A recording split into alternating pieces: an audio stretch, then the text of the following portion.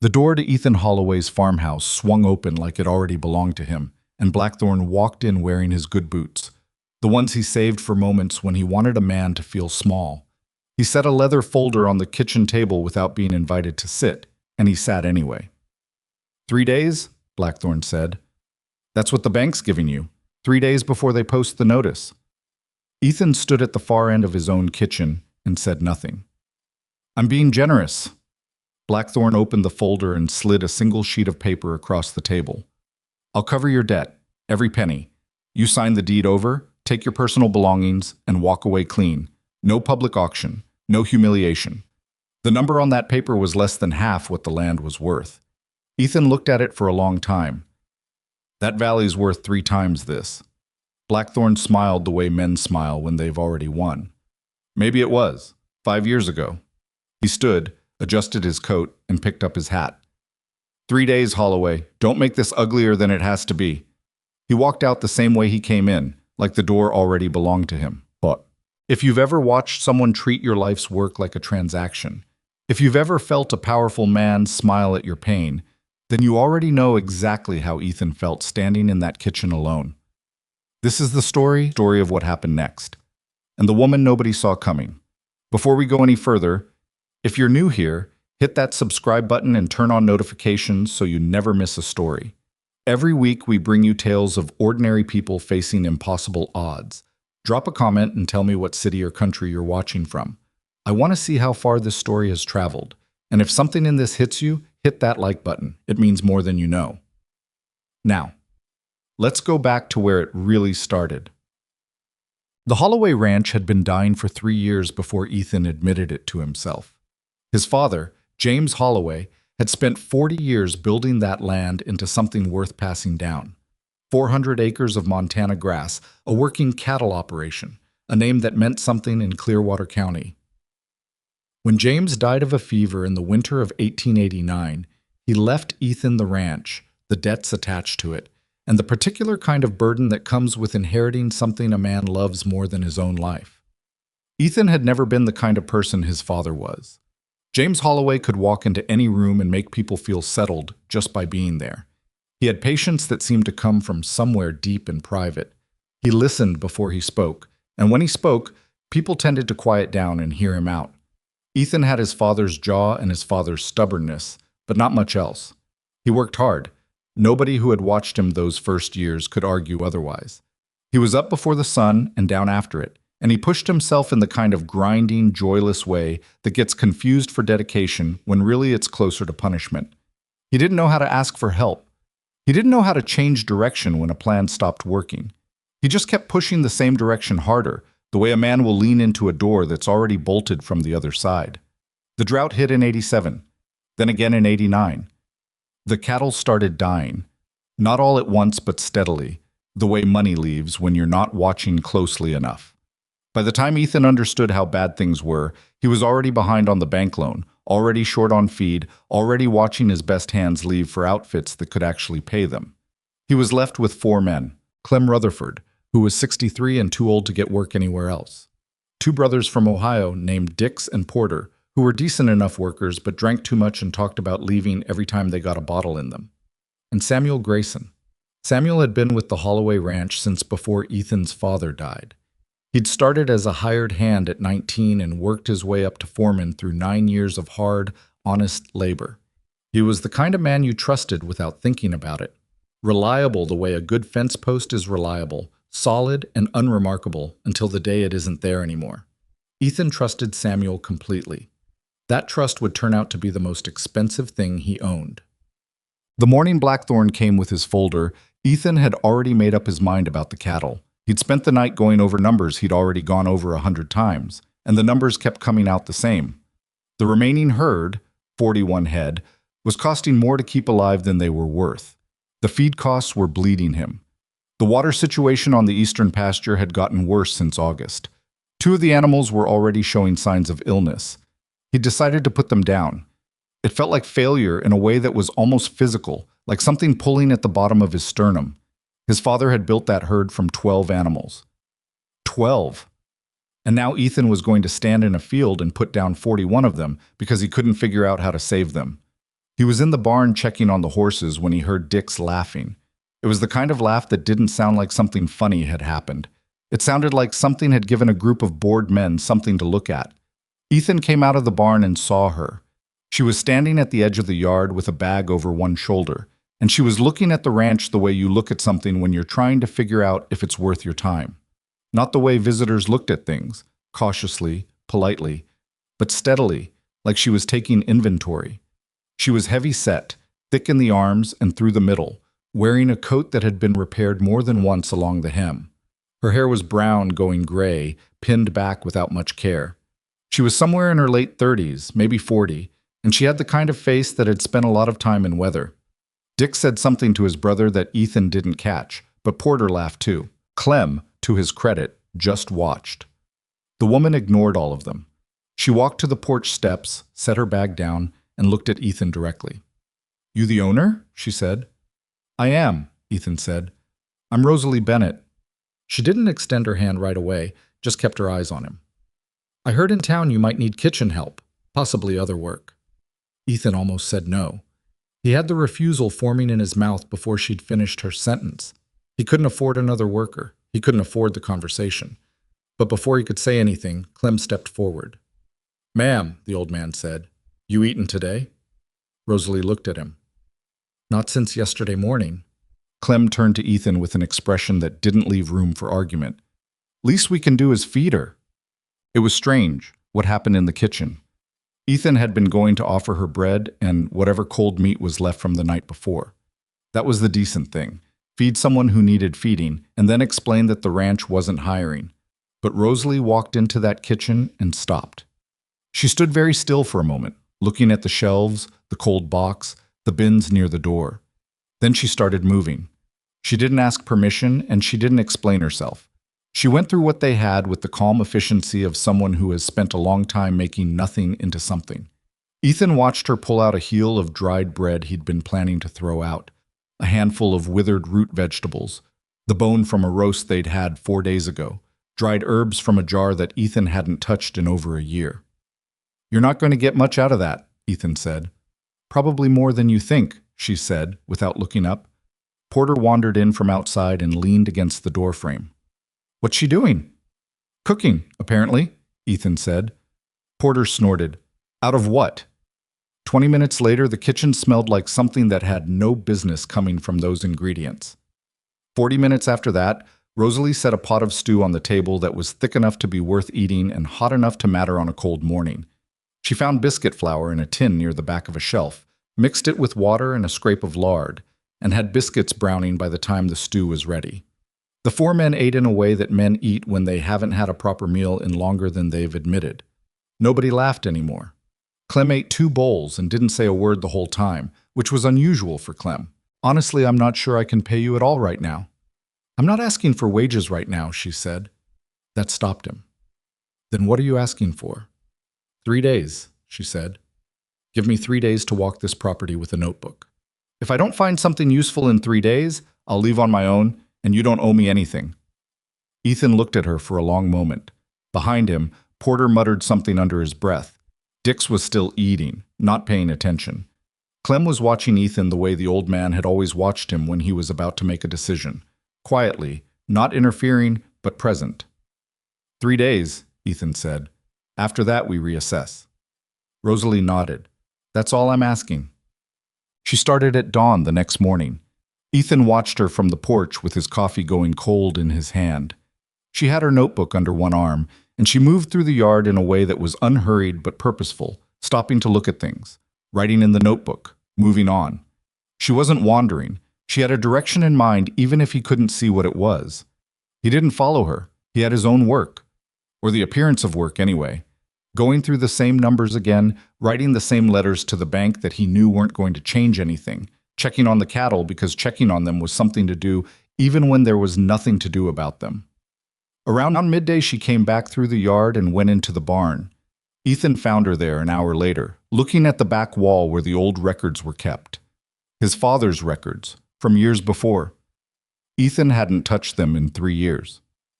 "What are you looking at?" he said. "Your father's supply records from 82 through 86. Ethan frowned. Why? Because I want to know what the land looked like before you had it. She didn't say it unkindly, just directly. I want to see what he knew about it that might not be in your current records. Ethan stood in the barn doorway and watched her turn pages. She found something on the fourth page. He could tell because she stopped turning and her pen moved. He wanted to ask. He held himself back. She'd tell him when she was ready, or she wouldn't tell him at all. And either way, pushing her wasn't going to get him anything except the wrong information delivered in the wrong order. His father had taught him that once. He hadn't always remembered to use it. On the second day, she came back with mud on her boots and a specific expression, not excitement, because she didn't seem like someone who got excited easily, but a kind of sharpened attention, like something had confirmed what she already suspected. She sat across from Ethan at the kitchen table and opened her notebook. There's a valley on your northeast quadrant, she said. About 2 miles from here. You use it? Not in years, Ethan said. Too far from the main water. It's not worth running cattle that distance. It's not for cattle. He looked at her. What's it for? Hay, she said. The soil's better out there than anywhere on your main pasture. It hasn't been grazed in years, so it's recovered. If you plant that valley in the spring, you could cut your feed costs by more than half before winter next year. Ethan sat with that. I don't have the equipment to plant that far out. You have 2 draft horses and a seed drill in the shed that I don't think you've looked at in 18 months. She turned a page in her notebook. There's also an old orchard on the south end of your property. Apple and plum mostly. Half the trees are still producing. The fruit's been falling and rotting for at least 2 seasons. We don't have time to tend an orchard. You don't have to tend it right now. You just have to harvest what's already there before it's gone. That's a winter food supply for your hands and additional income if you sell to town. Ethan leaned back in his chair and looked at the ceiling. He'd walked that land for 3 years. He'd walked it his whole childhood before that. He had never seen what she was describing, or he'd seen it and looked past it, which was worse. What else? He said. She turned another page. There's a spring on the western edge of your property. It's running weak, but it's running. Your father had it recorded in his '84 survey. She looked up. But your current water records show that spring is dry. Ethan went still. It's in the records as dry? Since 1891, she said. The entry's in your foreman's handwriting. A quiet settled in the kitchen that was different from the quiet before. Samuel wrote it as dry? Ethan said. Yes, Rosalie said. She didn't say anything else. She didn't have to. She just looked at Ethan with the same steady patience she'd had since she walked through the gate, and waited while the understanding moved through him slowly, the way cold water moves when it's working through stone. Not fast, not dramatic, but inevitable and deep. He thought about Samuel. 9 years. And then he thought about the spring. And then he thought about the supply records, which he hadn't looked at carefully in months because he'd trusted his foreman to manage them. I need to see those records, he said. His voice came out quieter than he intended. I know, Rosalie said. I'll show you what I found. She turned to the next page in her notebook and slid it across the table, and when Ethan looked down at the numbers, the real numbers, laid out in Rosalie's careful handwriting beside what the official records showed, something in the center of his chest went very cold. Not angry yet. Not yet. Cold. The way things go cold right before they break. The numbers didn't lie. That was the thing about numbers. They didn't care what you wanted them to say, didn't soften the edges for you, didn't spare you anything. They just sat there on the page and told you the truth, whether you were ready for it or not. Ethan sat at the kitchen table for a long time after Rosalie slid that notebook across to him. The fire in the stove had burned down to almost nothing and the kitchen was getting cold, but he didn't move to add wood. He just kept looking at the columns she'd written out. The official figures in the ledger on the left, the numbers she'd reconstructed from invoices, delivery receipts, and his father's older records on the right. The gap between the two was not small. Feed costs charged to the ranch for animals that hadn't existed on the property for over a year. Supply orders that doubled what the remaining herd actually needed. A water assessment that declared a still-functioning spring dead on paper, which meant that spring and the land around it had never been factored into the ranch's assessed value. How long did it take you to find all of this? Ethan said. 2 days, Rosalie said. Most of it was in the barn records. Nobody had hidden it particularly well. She paused. I don't think whoever did this expected anyone to look. Ethan thought about Samuel. He'd known the man for 9 years.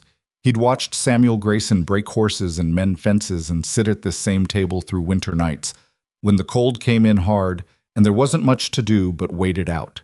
He'd trusted Samuel with the books when Ethan's own attention was pulled elsewhere, had trusted him with the supply orders, the feed tallies, the water assessments. "You think it's Samuel," Ethan said. "The handwriting on those entries matches his," Rosalie said. "I'm not saying that's the whole answer, but it's where the trail goes." Ethan set the notebook down and pushed back from the table and walked to the window. Outside the yard was gray and still, the sky pressing low and flat the way it did before snow that might not actually come. The barn door was open a crack, and he could see the edge of Samuel's coat where the foreman was moving around inside, doing whatever he was doing on a Tuesday afternoon that his employer had no longer kept close enough track of. 9 years. He wanted to go out there right now. He wanted to walk into that barn and get Samuel by the collar and demand an answer. He didn't. Not because he was calm. He wasn't calm. There was something burning at the base of his throat that had nothing to do with the cold air, but because some part of him, the part that still occasionally listened to better judgment, understood that going in angry wasn't going to get him what he needed. He needed to know why. And he needed to know who else. Because Samuel Grayson was a careful man, and careful men didn't usually do something this size without a reason that came from outside themselves. "You said, 'Whoever did this,'" Ethan said, still looking out the window. "Not Samuel. You said whoever." "Yes," Rosalie said. "You think someone else is involved." "I think someone with Samuel's work ethic and loyalty doesn't change direction on his own. People like that need a push, or they need a reason that matters more to them than what they're betraying." She was quiet for a moment. "Or both." Ethan turned from the window. Rosalie was still sitting at the table, her hands folded on top of the closed notebook, watching him with the same level attention she'd had since she arrived. She didn't look like she was waiting for him to fall apart. She also didn't look like she was going to prevent it if he did. "I need to think," he said. "All right, don't say anything to the others." "I wasn't going to," she said. "Well, he didn't sleep that night. He lay in his father's bed. It had always felt like his father's bed, even after 3 years, even though James Holloway had been in the ground since January of '89. And he stared at the ceiling and thought about things in the particular ugly way you think about them when it's 3 in the morning, and there's nobody else awake in the house, and the cold is pressing at the walls. He thought about the first year after his father died, when Samuel had been the one steadying thing in a situation that felt like it was coming apart at every seam. How the older man had walked Ethan through the spring calving when Ethan hadn't been ready for it. How he'd handled the bank negotiations in May of '90 with a patience and competence that had bought the ranch another year. Or what Ethan had believed was competence. He was revising that now. He was revising a lot of things. Around 4 in the morning, he got up and went to the kitchen and made coffee that he didn't really want and stood at the table in the dark, going through the supply ledger himself, page by page, with a lamp turned up high. He was looking for what he'd missed. Not to punish himself. He wasn't in the mood for that kind of self-examination. There'd be time for it later. But because he needed to know the full shape of what had been done to him. It was worse than Rosalie had shown him. She had found the worst of it, but there were smaller things underneath the worst of it. Small adjustments in the margins, entries that had been corrected in a slightly different ink, dates that didn't quite line up with delivery records when you looked at them a certain way. The kind of thing that was invisible if you trusted the person who wrote it. Ethan had trusted the person who wrote it. He sat with that for a while. Not just the anger, though the anger was there, sitting in his chest like a stone that had been heating up slowly for hours, but the other feeling under the anger, the one that was harder to name and harder to sit with, the feeling of having been chosen as someone easy to deceive, of having made himself, through his own particular mixture of pride and exhaustion and distraction, into exactly the kind of mark that a certain kind of scheme required. He closed the ledger. He refilled his coffee cup. And he made a decision. He wasn't going to confront Samuel, not yet. Not until he understood exactly what he was dealing with. And that meant he needed more information than he currently had, which meant he needed Rosalie Bennett's third day. She found the spring before noon. Ethan went with her this time, which was a change from the previous 2 days. He told himself it was because he needed to see the property through fresh eyes, which was partially true. The other part, the part he didn't say out loud, was that he wasn't sure he trusted himself to be on the ranch alone with Samuel right now, without something showing on his face. The spring was on the western edge of the property where the land dropped slightly and the soil changed color, going darker and richer, where the moisture moved underneath it. You had to know what you were looking for. Ethan had walked past this section of land more times than he could count, and never registered it as anything but scrubby, unproductive ground. Rosalie crouched down near the base of a rocky outcropping and pushed aside a mat of dead grass. Water moved underneath it. Not a strong flow, not what it might have been in a wetter year, but genuine running water, cold and clear when it hit the light. That's... Ethan stopped. That's what your father's survey called the Holloway Spring, Rosalie said. She stood up. The one your current records say dried up in 1891. Ethan looked at the water moving over the dark rock. He thought about what a functioning spring meant for the land value. He thought about what it meant for the bank assessment. He thought about what it meant that someone had declared it dead on paper when it was still right here, still running, still quietly being the thing it had always been. Why would someone falsify a water assessment, he said, not asking Rosalie specifically, asking the air. 2 reasons, usually, she said. Either to reduce the assessed value of the land, which benefits whoever might be looking to buy it cheap, or to obscure the fact that the water rights are still active and attached to the property. Ethan turned to look at her. Water rights, he said. Your father had this spring assessed and registered in 1884. That registration would have come with water rights for the surrounding land. She held his gaze. Water rights in this territory are worth significantly more than the land itself, depending on what's downstream. Ethan stood very still. The spring moved quietly below him. The sound of it was small and patient and utterly indifferent to what the men and women above it were negotiating. Who would want the water rights to a spring on a failing ranch, he said. His voice had gone flat in a way that happened when he was working to keep something contained. Rosalie didn't answer immediately. She picked up her notebook and made a note, and then she looked at him. Who in this territory, she said carefully, has the money to absorb a failing ranch and the reason to want control of the water in this particular area of the county? Ethan already knew the answer. He'd known it the moment she said water rights, probably. He'd known it even before that, underneath the surface of things, in the way you sometimes know a truth before you've assembled the facts to prove it. Richard Blackthorne's property bordered the Holloway Ranch on the eastern side. Blackthorne ran cattle across a stretch of land that had been getting drier for years. He'd been expanding his operation steadily, buying up struggling ranches throughout the county, always at prices that the sellers later felt quiet and unspecific regret about. And Blackthorne had come to this kitchen less than 48 hours ago with a leather folder and a number that was less than half what the land was worth. Blackthorne, Ethan said. That would be my thought, Rosalie said, though I don't have proof of a connection to your foreman yet. But you think there is one? I think a scheme this deliberate, running this long, doesn't happen without someone on the outside directing it. She tucked her notebook under her arm. What I don't know yet is how the relationship works. Whether Samuel was paid, pressured, or something else. That matters, because it determines how he'll behave when this comes out. Ethan looked at her. You're thinking about how he'll behave, aren't you? He was. He hadn't wanted to be, but he was. Because Samuel Grayson was still on this property. He was still the foreman. He was still the person who knew where everything was kept and how everything ran, and which of the remaining hands might listen to him over their employer if things got ugly. And things, Ethan was beginning to understand, had a real possibility of getting ugly. They walked back to the ranch house without speaking much. The silence wasn't uncomfortable. It was the kind that forms between two people who have both understood something difficult at the same time and don't yet have anything useful to say about it. Clem was on the porch when they came around the corner of the barn. The old man had his knife out and was doing something with a piece of leather, the slow, careful work he did when he was thinking. He looked at Ethan, then at Rosalie, then back at Ethan. Problem? Clem said.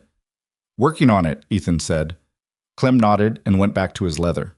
Inside the house, Rosalie set her notebook on the table and opened it to a page she'd marked with a folded slip of paper. Ethan sat down across from her.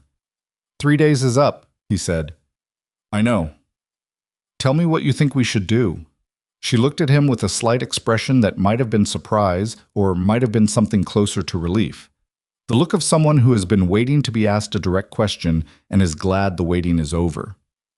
"We don't confront Samuel yet," she said, "not before we know where the money went and whether there's a paper trail between him and Blackthorn. If we push him now, he destroys what we need or he runs, and either way Blackthorn walks away clean. So we watch him. We watch him. And we keep working the ranch the way we've been working it, so nobody outside knows anything has changed." Ethan's jaw tightened. "That means acting like nothing's wrong while he's sitting at my table every night." "Yes," Rosalie said. "I know that's hard. You don't know—" He stopped. She waited. He let out a breath. "I'm sorry, that was unfair." "It's all right," she said, and she said it like she meant it, not the automatic way people said things like that to fill space. "How long?" he said. "How long do we watch before we have what we need?" "I don't know," she said.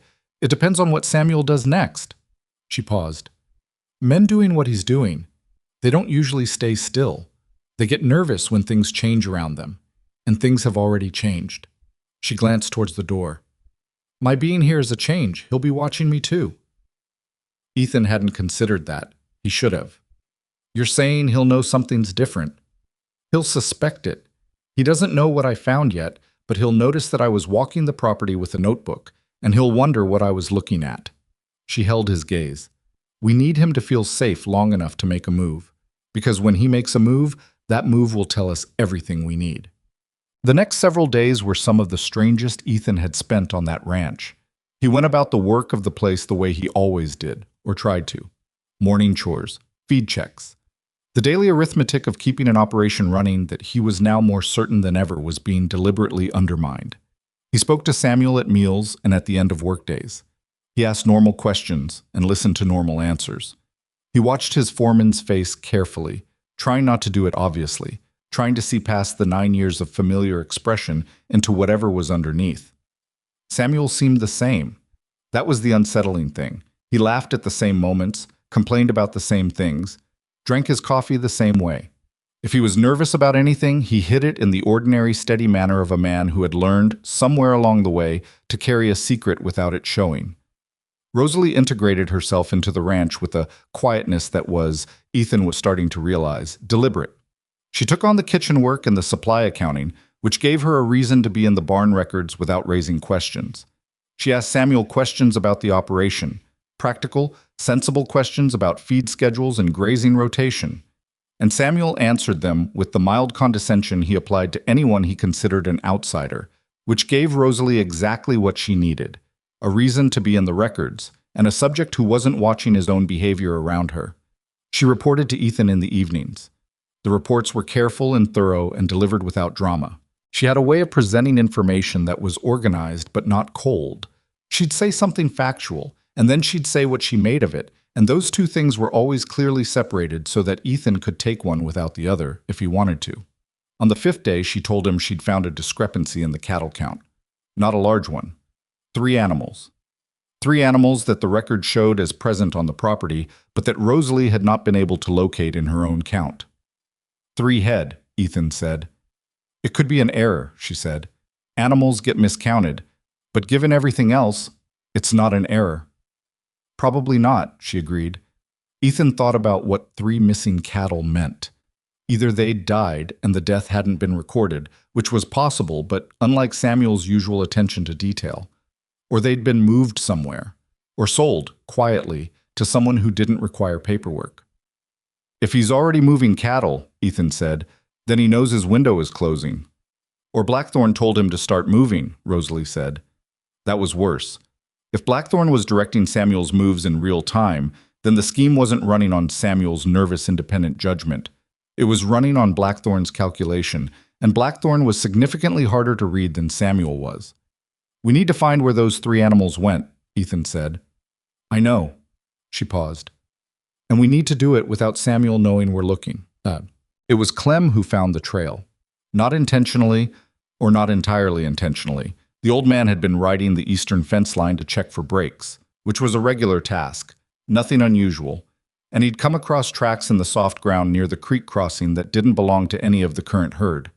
He came back to the ranch at dusk with mud on his boots and a particular expression, and he found Ethan in the barn and told him what he'd seen in a quiet, even voice that made clear he understood something was wrong without needing to be told exactly what. "Cattle tracks," Clem said. "3 sets by the look of it. Heading east." East was Blackthorn's land. Ethan stood in the barn and felt the last of the doubt leave him. Not that there'd been much doubt remaining, but there's a difference between suspecting something and knowing it, and in that moment the knowing settled into him like something final. "How long ago?" he said. 2, 3 days maybe. Ground's been dry." Clem looked at him steadily. "You want to tell me what's going on?" Ethan told him. Not everything. He kept Rosalie's specific findings between the two of them for now. But enough. Enough that Clem's expression moved through several things. Surprise, which faded quickly, then something that might have been grief, and then a flatness that was the old man's version of resolution. "Samuel," Clem said, "looks that way." Clem was quiet for a moment. "I've known that man 12 years. "I know." 12 years. He picked up a piece of straw from the barn floor and turned it in his fingers. "You sure?" "Sure enough." The old man nodded once, slowly, the way men nod when they're accepting something they don't want to accept. "What do you need from me?" "Right now? I need you to ride that fence line again tomorrow. Same route. Don't change anything about what you do out there. And if you see anything that looks like it's moving or being moved, you come straight to me." "And the boys?" Clem meant Dix and Porter. "Not yet." Clem nodded again. He dropped the piece of straw.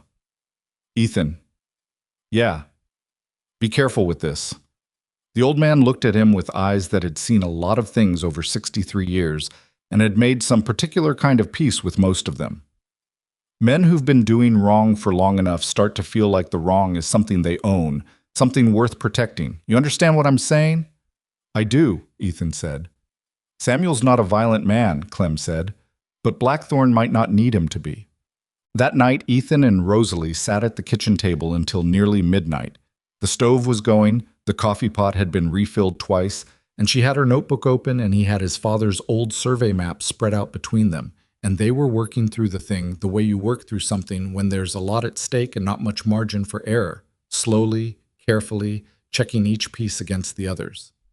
Rosalie had spent the afternoon in the barn while Samuel was out on the south pasture, going through a crate of old paperwork that had been pushed to the back of a high shelf.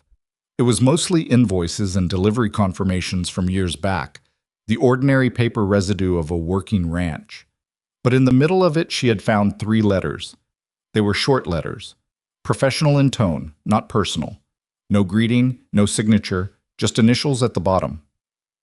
RB. She'd laid them on the table for Ethan to read. There were instructions. Not orders, exactly. Whoever had written them was too careful for that. But they were clear directions about what information to record and what information to adjust, framed as if they were technical suggestions about ranch management. Anyone reading them without context would have had to look twice to understand what they actually were. Ethan read each one 3 times. "RB," he said. "Richard Blackthorn," Rosalie said. "We can't prove that."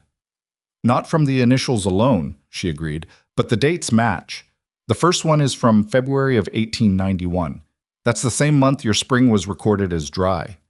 Ethan set the letters down. He looked at them on the table between the coffee cups and the survey maps, and his father's handwritten notes in the margins of the old documents. And he felt something in his chest that was not quite grief and not quite fury, but had elements of both. The particular sensation of understanding, all at once, how long something has been happening to you without your knowledge. "He planned this," Ethan said. "Not as a response to the drought. He planned it before the drought got bad." "The drought made it easier," Rosalie said. "But yes, this started before that." Ethan thought about Blackthorn sitting in this kitchen with his leather folder and his good boots, and his offer that was less than half what the land was worth, and the particular quality of the man's smile when he said that the valley might have been worth more 5 years ago. He'd known what the valley was worth. He'd known it the whole time. He'd been working to make it worth less, on paper, so he could buy it at a price that suited him. "The water rights," Ethan said. "That's what this is really about." "The spring feeds into Miller's Creek," Rosalie said. She turned the map toward him and pointed. "Miller's Creek runs through Blackthorn's eastern pasture. If he owns the Holloway water rights, he controls the water source for most of his grazing land through dry seasons. Without those rights, his operation gets significantly harder in drought years. Ethan stared at the map. The lines on it were simple: streams and property boundaries, his father's careful marks from surveys done before Ethan was old enough to hold a pencil. Simple lines that had been, without his knowing it, the subject of another man's careful scheming for years. He needed the land to fail, Ethan said. He needed it to appear worthless, Rosalie corrected. There's a difference. The land itself is fine, the spring is still running, the Northeast Valley is still there, the orchard is still producing. None of that went anywhere. It was just buried, in bad records, in falsified assessments, in a bookkeeping system run by a man who was being paid to make things look worse than they were. So Blackthorn comes in, buys it for nothing, and suddenly the worthless dying ranch has a working spring and valuable water rights. That's the plan. And Samuel gets whatever he was promised, Rosalie said. I haven't found that yet. Ethan pushed back from the table. He stood up and walked to the window again. It was full dark outside, and what he could see of the yard was just the shapes of familiar things made strange by shadow. Samuel's bunkhouse light was still on. He stared at it. 9 years. He kept coming back to that. Not because it made the betrayal worse, exactly. Though it did, it made it considerably worse. But because he couldn't stop his mind from going back through those 9 years looking for the moment. The moment when Samuel made the choice. When he looked at what he'd been doing for Ethan Holloway and his father before him, and decided to look away from it and do something else instead. Ethan wondered what that moment had felt like for him. He wondered what Blackthorn had offered that was worth that. He was still wondering when Rosalie said quietly from behind him, "Ethan." He turned. "I found something else," she said. "In the last of the old survey documents. I wasn't sure what I was looking at, so I wanted to be certain before I said anything." She had a folded paper open on the table, old paper, going brown at the edges, with the particular look of something that had been filed away and not touched for a long time. "What is it?" Ethan said. "Your father's original water rights registration," she said, "from 1884. She looked up at him. "It's fully executed, filed with the county and everything. The rights are registered to the Holloway Ranch." Ethan crossed the room and looked at the paper. It was real. Even to his untrained eye, he could see it was real. His father's signature at the bottom, the county seal pressed into the paper, the formal language of a legal registration from 40 years of experience with official documents. "This means the water rights were never Blackthorn's to take," Ethan said. "It means if he'd bought the ranch, even if the sale had gone through, even if everything else had worked the way he planned, the water rights would have required a separate legal transfer." Rosalie paused. "And that transfer would have required this document, which Blackthorn presumably doesn't know exists." Ethan looked at his father's signature, James Holloway, in careful, deliberate script, the way the man had done everything. "He kept it filed away," Ethan said. "He never told me about it. He might not have thought you'd need to know right away, or he assumed you'd find it eventually in the regular course of managing the property."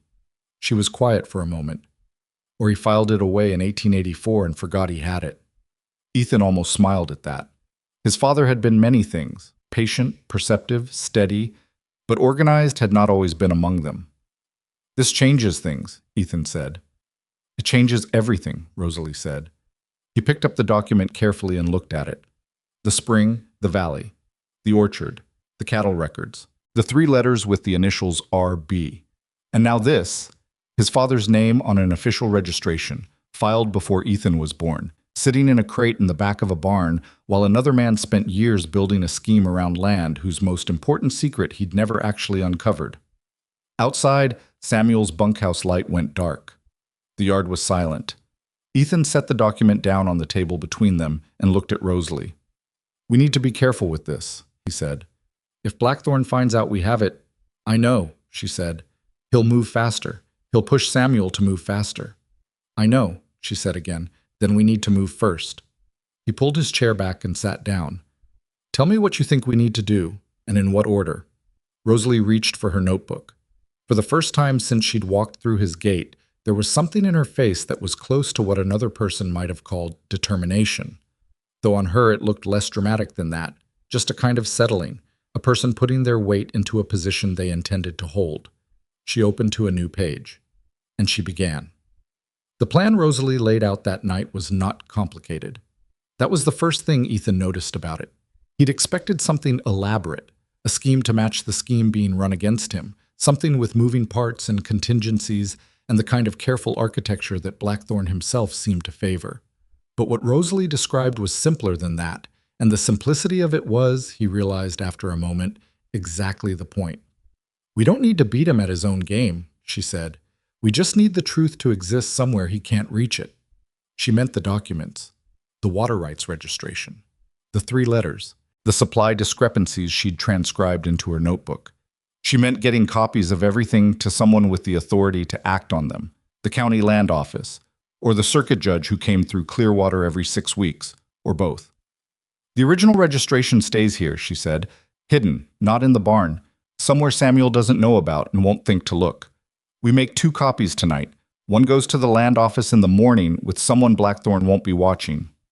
"Clem," Ethan said. "Clem," she agreed. "He knows the clerk there, and he's not someone Blackthorne's men would follow. They'll be watching you." "And the second copy?" "The second copy I carry myself." She said it plainly, without making anything of it. Ethan looked at her. "That puts you at risk if Blackthorne figures out what's happening." "Most things worth doing involve some risk." She met his eyes steadily. "And I'm not someone Blackthorne considers a threat. That's still true. Right now that's an advantage." Ethan didn't argue with her. He wanted to. There was something that rose up in him automatically at the idea of Rosalie walking into town carrying documents that Blackthorne would destroy if he knew they existed, something protective, and also, he recognized with a certain amount of discomfort, something paternalistic that he needed to put down. She had found all of this. She had walked his land for 3 days while he was busy revising his opinion of himself in the farmhouse. She had uncovered what 9 years of proximity had hidden from him. The least he could do was trust her judgment about her own safety. "All right," he said. "We copy everything tonight." They worked until 2 in the morning. Rosalie wrote in a careful, clear hand that moved quickly without losing precision. Ethan copied the survey materials and the original registration, his handwriting less neat but serviceable. The fire in the stove burned steadily. Outside, the wind had picked up and was working at the edges of the house, in the particular Montana way that made walls feel thinner than they were. At one point, Ethan looked up from what he was copying and found Rosalie paused, holding one of the RB letters up slightly, reading it again with an expression he couldn't quite identify. "What is it?" he said. "Just thinking about the person who wrote this," she said. "The care in it, the way it's worded to sound like advice." She set it down. "He's done this before." Ethan hadn't considered that. "You think Blackthorne's run this kind of scheme on other ranches?" "He owns 11 properties in this county." She picked up her pen. "How many of those do you think he came by straightforwardly?" Ethan thought about the names. The Caldwell place, east of town. The Morrison family who'd packed up and left in '90, saying only that things hadn't worked out. The Reiser brothers, whose operation had collapsed in a single season despite having been solid for years. He'd heard those stories and accepted them as the ordinary casualties of hard country and bad luck. He was revising that now, too. Clem left at dawn, with the first copy of the documents tucked inside his coat. Ethan stood on the porch and watched the old man ride out, and tried to look like a man watching his ranch hand go about ordinary business. Across the yard, the bunkhouse was still quiet. Dix and Porter didn't surface until the sun was well up, and Samuel's habits ran later than theirs. Rosalie was in the kitchen when Ethan came back inside. She had the original water rights registration between 2 pieces of flatboard, and she was wrapping it in oilcloth with the focused attention of someone who understood that what she was handling mattered.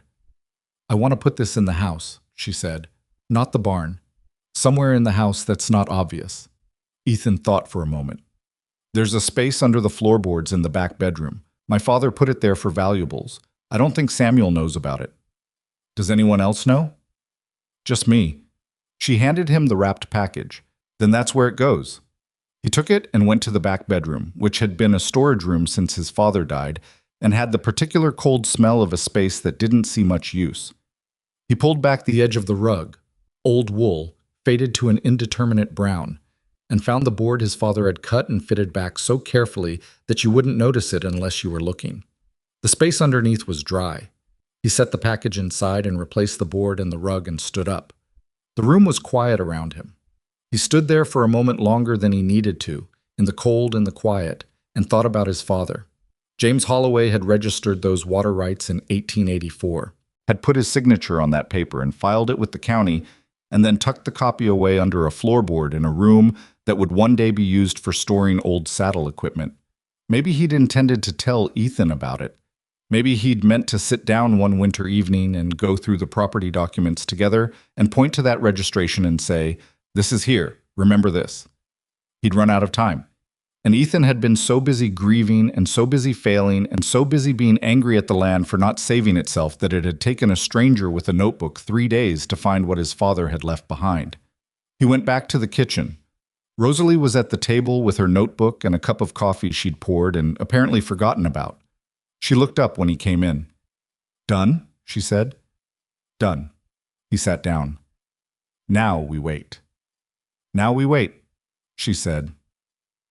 Waiting was harder than working. Ethan had always known this about himself. He was better in motion than at rest, better with a problem that required physical effort than one that required stillness.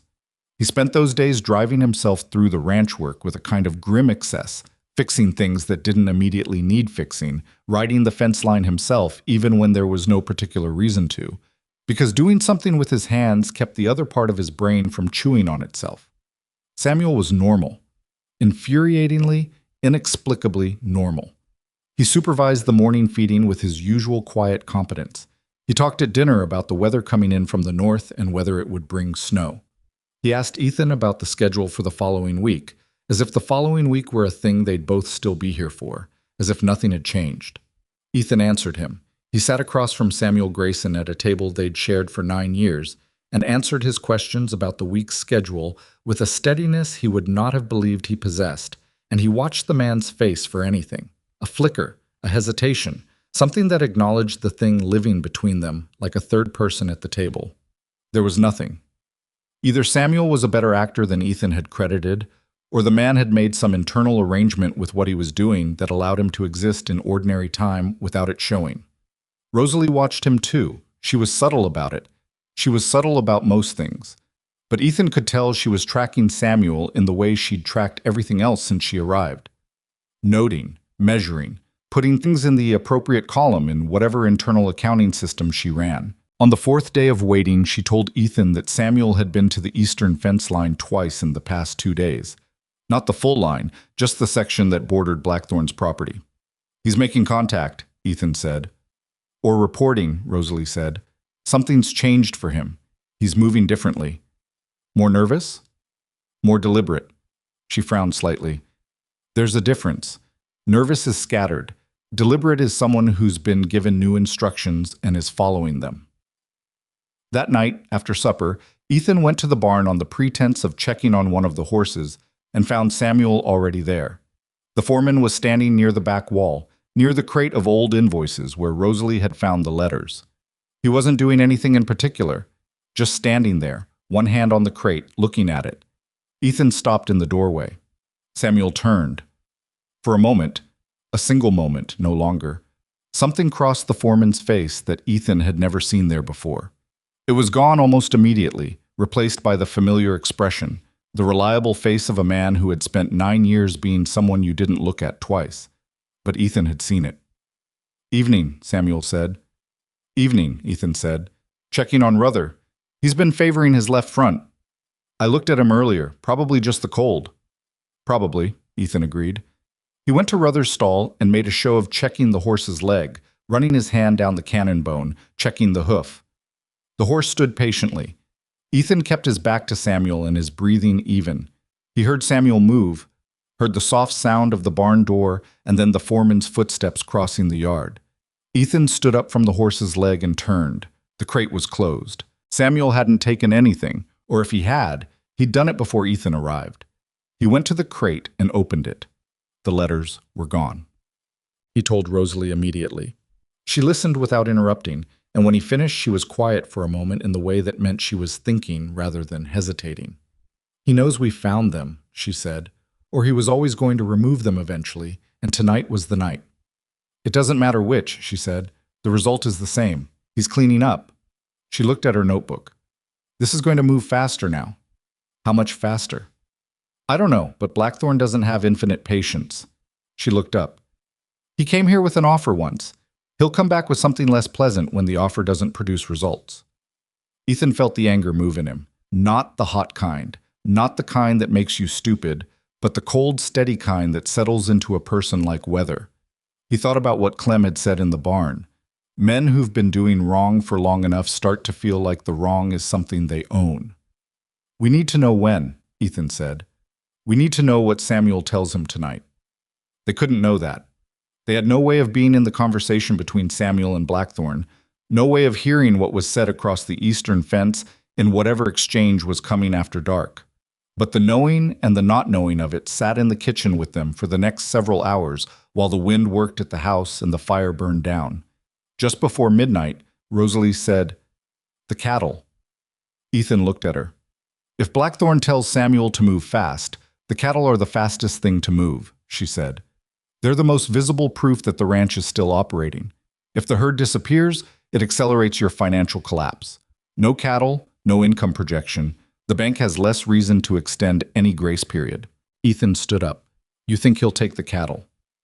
I think if I were Blackthorn, and I'd just learned that someone on this ranch was looking through old records, I'd want to make the situation irreversible as quickly as possible. She looked at him steadily. The cattle would do that. Ethan grabbed his coat. Where are you going? She said. To move the cattle off the main pasture.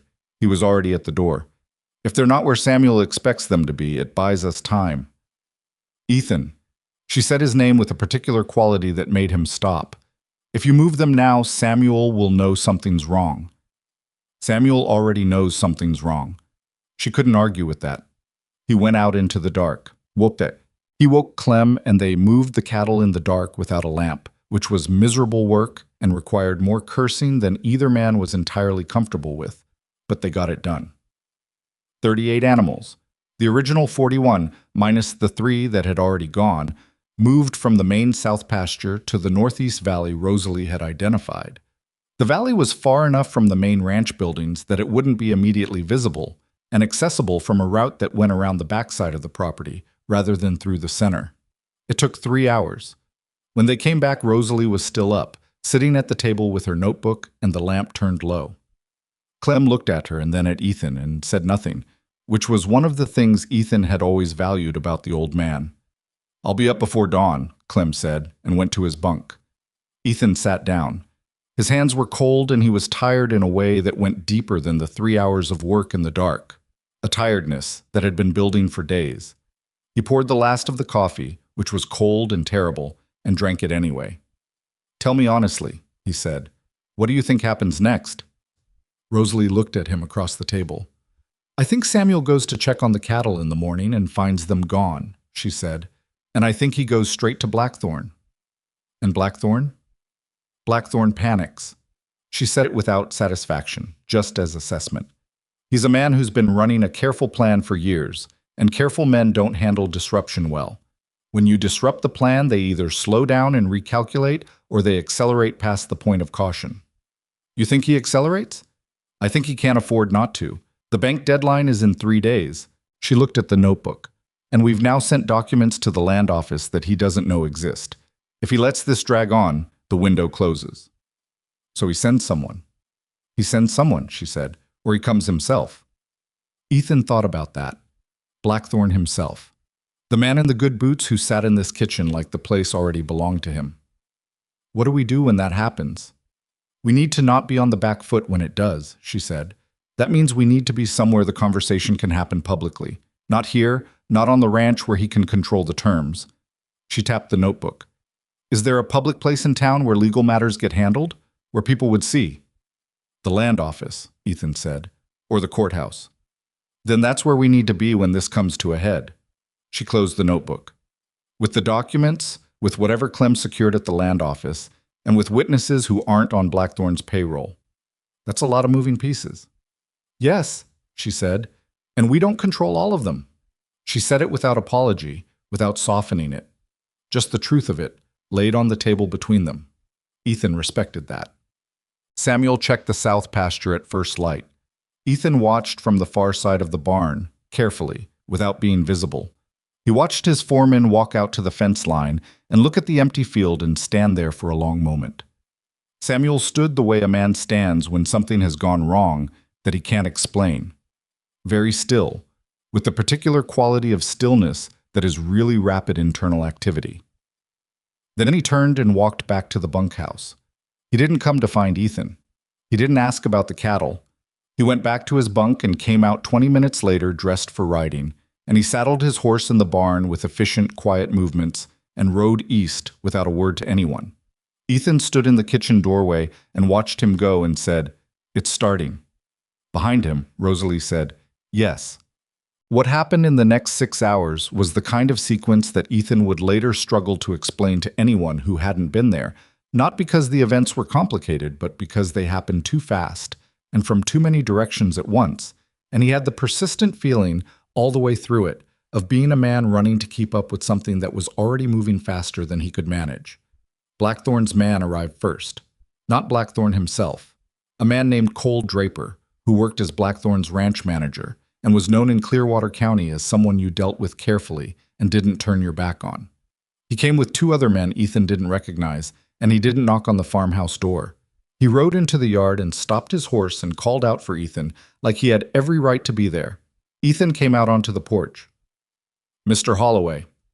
Draper touched the brim of his hat with exactly the amount of courtesy that communicated he didn't mean it. "Mr. Blackthorn asked me to come by and see if you'd given more thought to his proposal." "Tell Mr. Blackthorn I haven't," Ethan said. Draper nodded slowly. "Mr. Blackthorn also wanted to mention that he's aware of some irregularities in your livestock records. He's concerned as a neighbor that your situation might be more serious than you've let on." He smiled. It didn't reach anywhere near his eyes. "He wants you to know the offer stands, despite the irregularities." "I appreciate the concern," Ethan said. "Tell him I'll be in touch." Draper looked at him for a moment that lasted slightly too long. Then he looked at the barn, then at the house. His eyes moved with the systematic attention of someone cataloging what he saw. "Nice morning," he said, and turned his horse. They rode back east. Ethan stood on the porch until they were out of sight and then went back inside. Rosalie was at the kitchen table. She'd heard all of it through the window. "He was counting the horses," she said. "He wanted to know how many people are here." "I know." "And he said irregularities in your livestock records." She looked at Ethan steadily.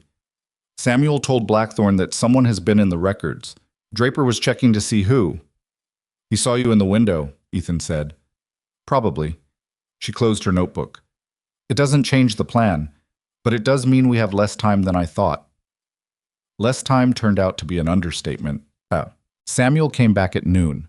He rode in from the east and put his horse in the barn and came to the house and knocked on the kitchen door, which was something he'd never done in 9 years. He'd always just come in, the way a man comes into a place he considers his own territory. The fact that he knocked told Ethan something had shifted.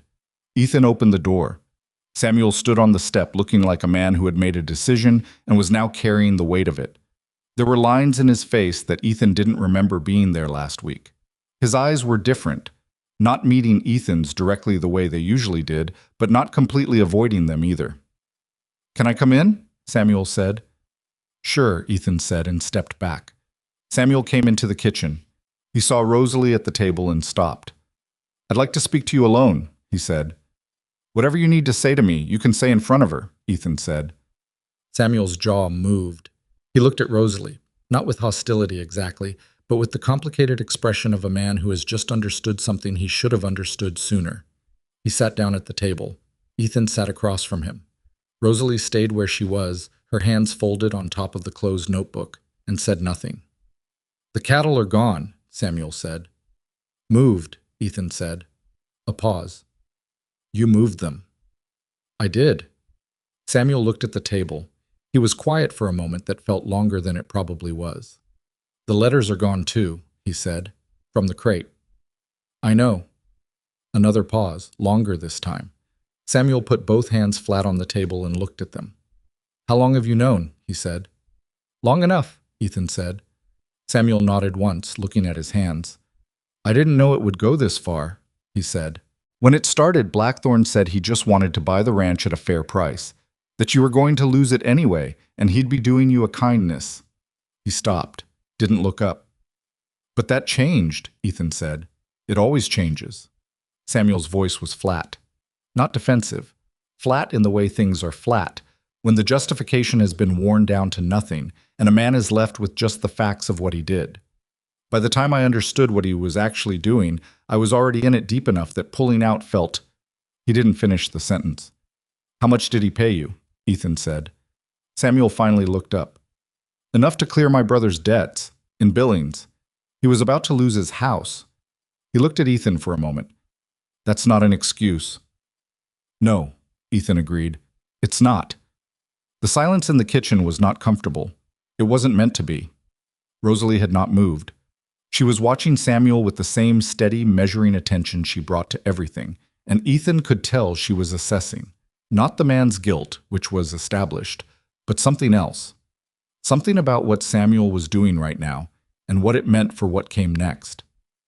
Why are you here? Ethan said. You rode east this morning. You talked to Draper. You came back and you're sitting at my table.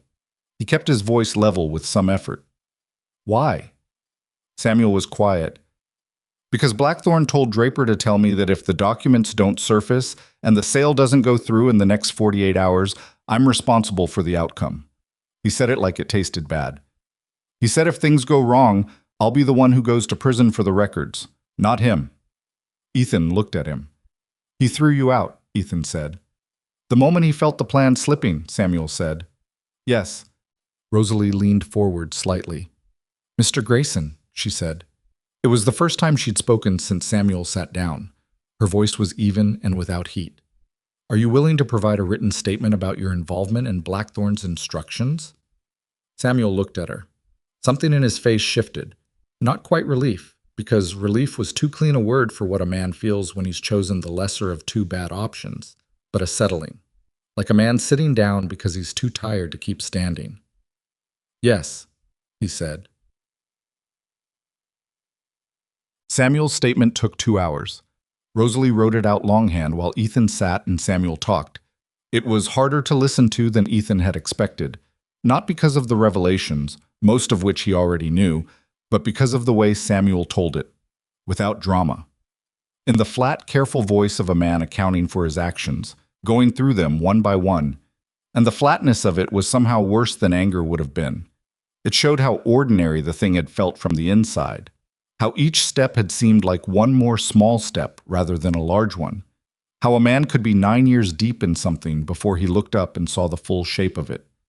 When they were done, Samuel signed the statement and sat back in his chair and looked at nothing in particular. What happens now? He said. We go to town, Rosalie said. Today, before Blackthorn makes another move. She looked at Ethan. You, me, and Clem, she said. With the statement, with the documents, and with whatever Clem secured at the land office. She paused. We need to get to the circuit judge before Blackthorn gets to us. He'll know we're going, Ethan said. Probably. But knowing and stopping are different things when you're walking into a courthouse with evidence. She stood up and picked up her notebook. Samuel. He looked at her. You'll need to come with us, she said. If you run, it confirms everything Blackthorn will say about you and gives him room to maneuver.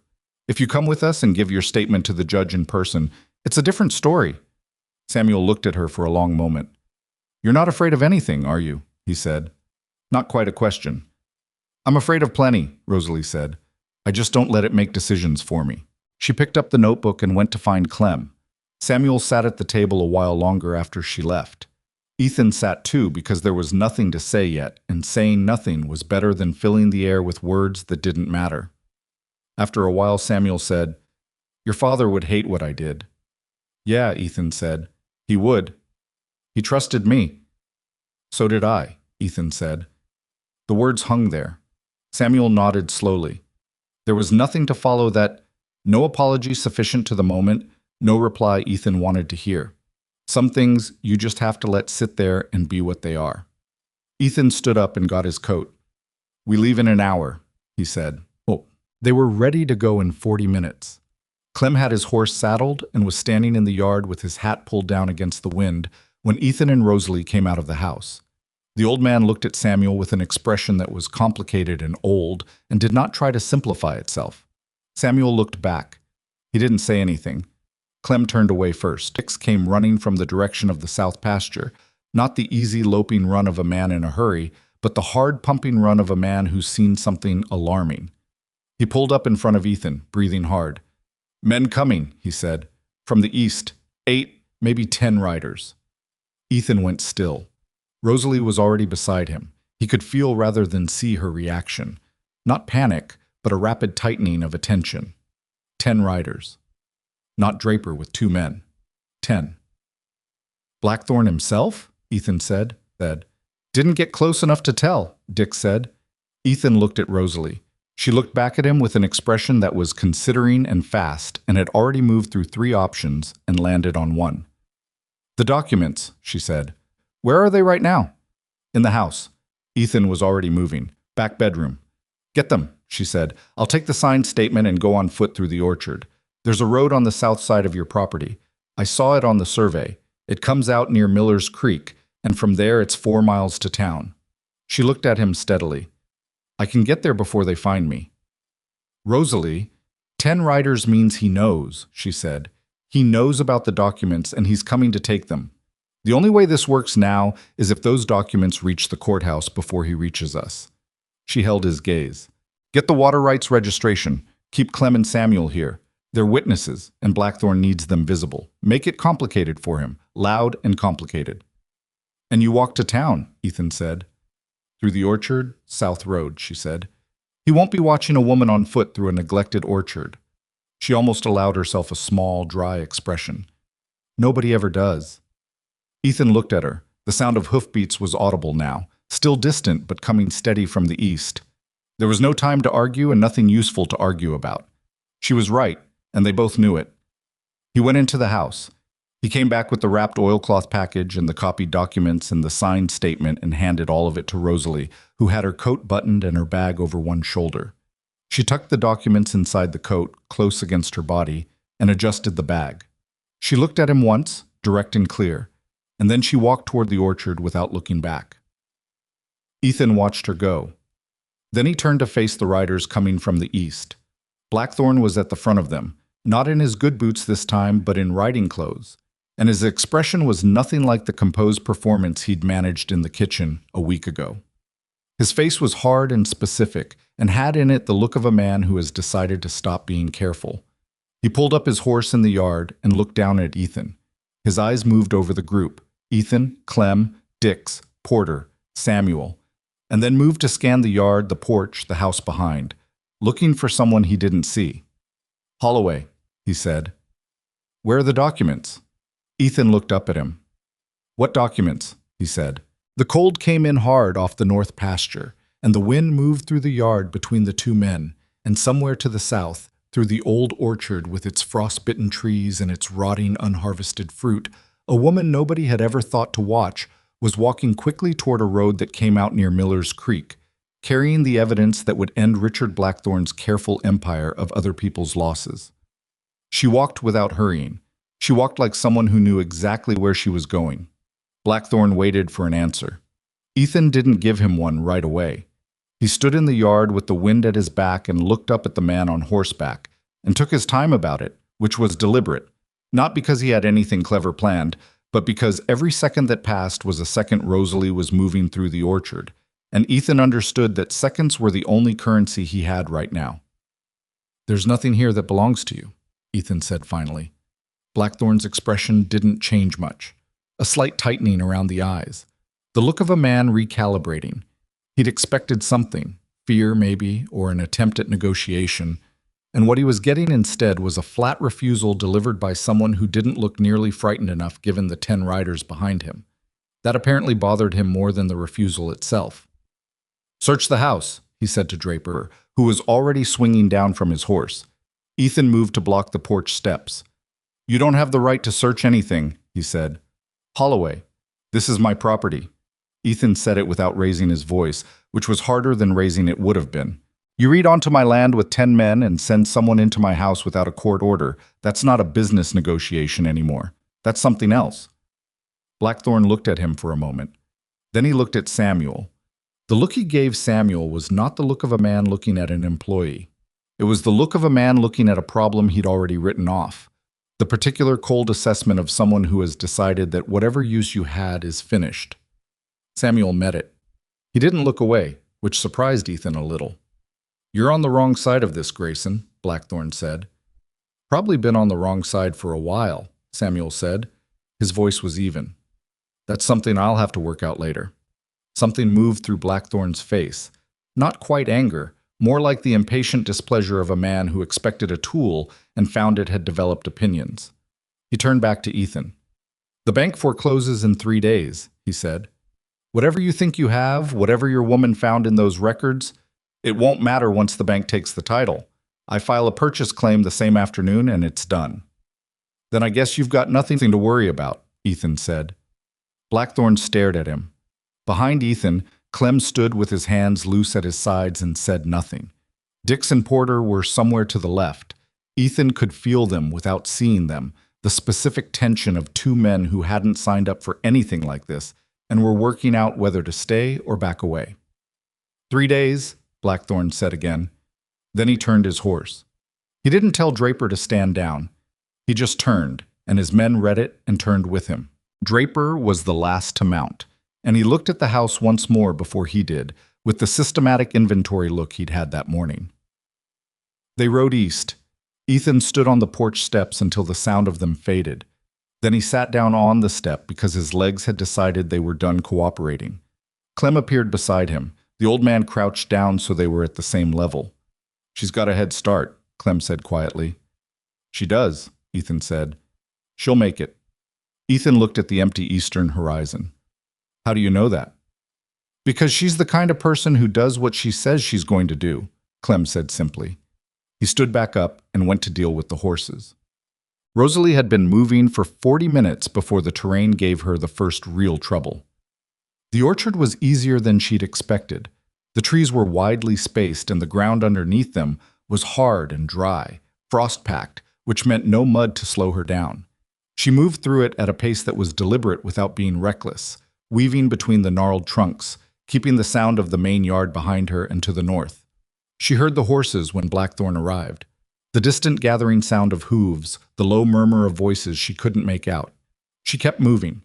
At the southern edge of the orchard, the land dropped away sharply, and she had to pick her way down a rocky face that she hadn't seen clearly on the survey map. The map had shown the elevation change, but not the angle of it, and the angle turned out to be significant. She went down sideways, one hand on the rock face, the other arm pressed close against her side to keep the documents from shifting inside her coat. She was not graceful about it. She slipped twice, caught herself both times, and arrived at the bottom with a scraped palm and a torn section of her coat hem that she didn't stop to assess. The south road was there. It was barely a road, more of a worn track through the dry grass, wide enough for a wagon, but clearly not used for one in quite some time. That was fine. Fine, actually, because an unused track was an unwatched one, and unwatched was exactly what she needed. She started walking. The cold was significant out here, away from the windbreak of the ranch buildings. It came at her from the north in intermittent pushes that made her eyes water and stole the warmth from her face. She wasn't dressed for a 4-mile walk in this kind of weather. She'd grabbed her coat and her bag, and that was it, in the 30 seconds she'd had to prepare. And the cold was something she was going to have to manage rather than solve. She managed it by moving faster. Not running. Running on uneven ground alone was how you turned an ankle and ended the whole enterprise.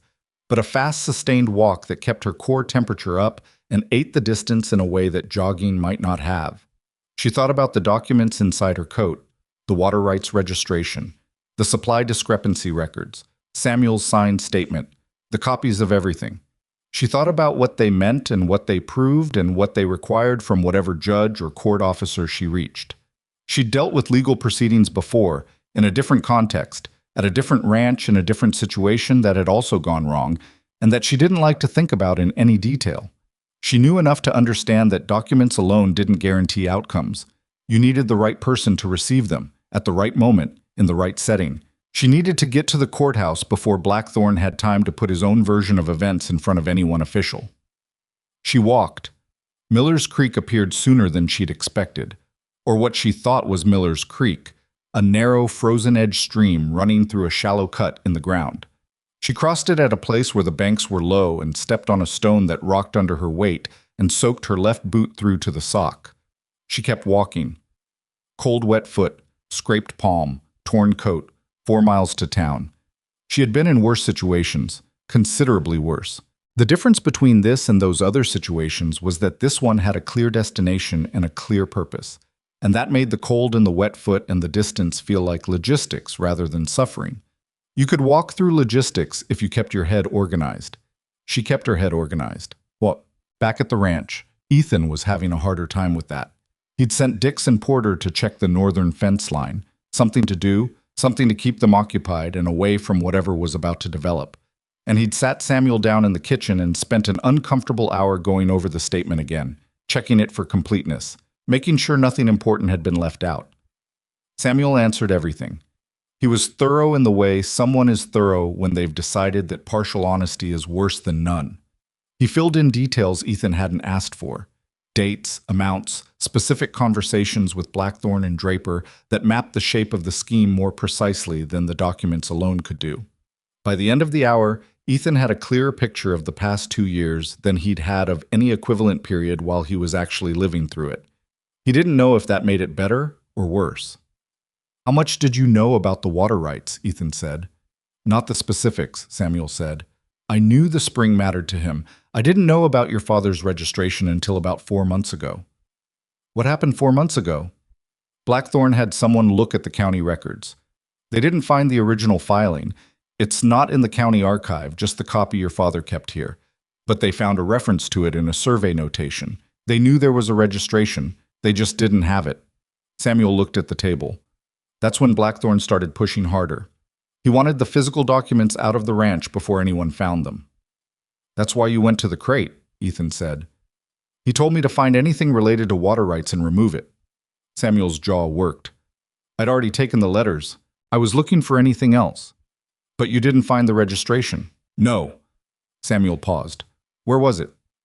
"Where my father put it," Ethan said. He didn't say more than that, and Samuel didn't push. The kitchen was quiet for a while. Clem came in and poured himself coffee and sat at the end of the table without being invited.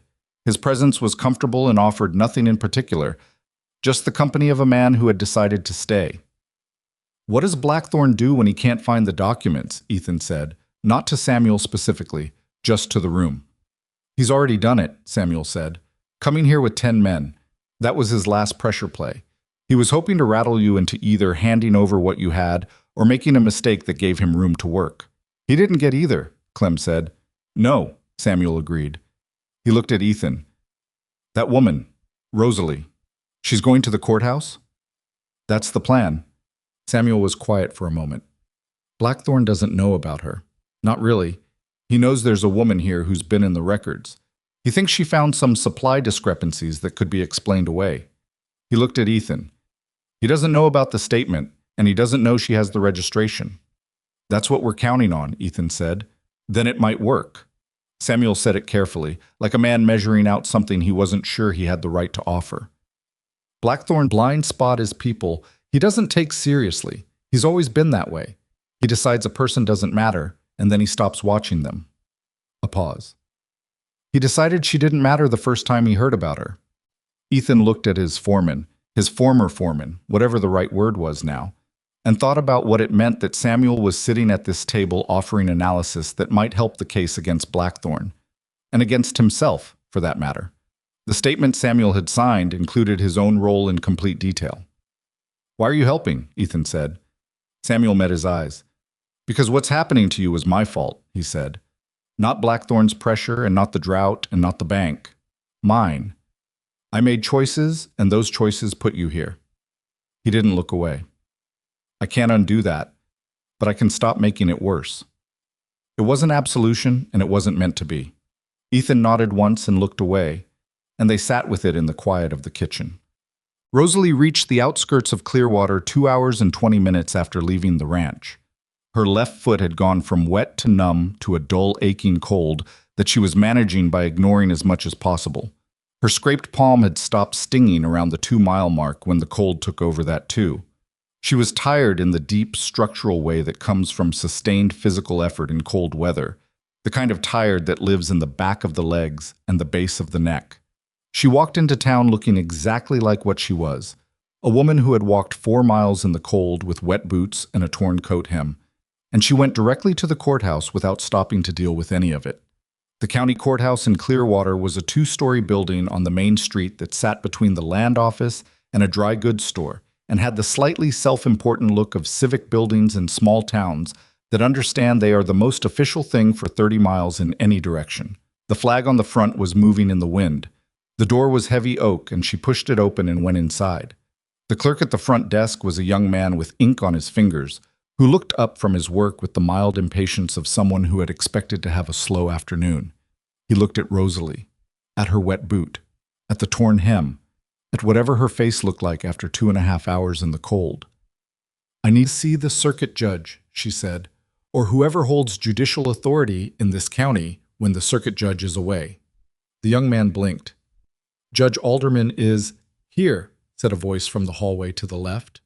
"For another 2 hours, if whatever this is can be handled in 2 hours.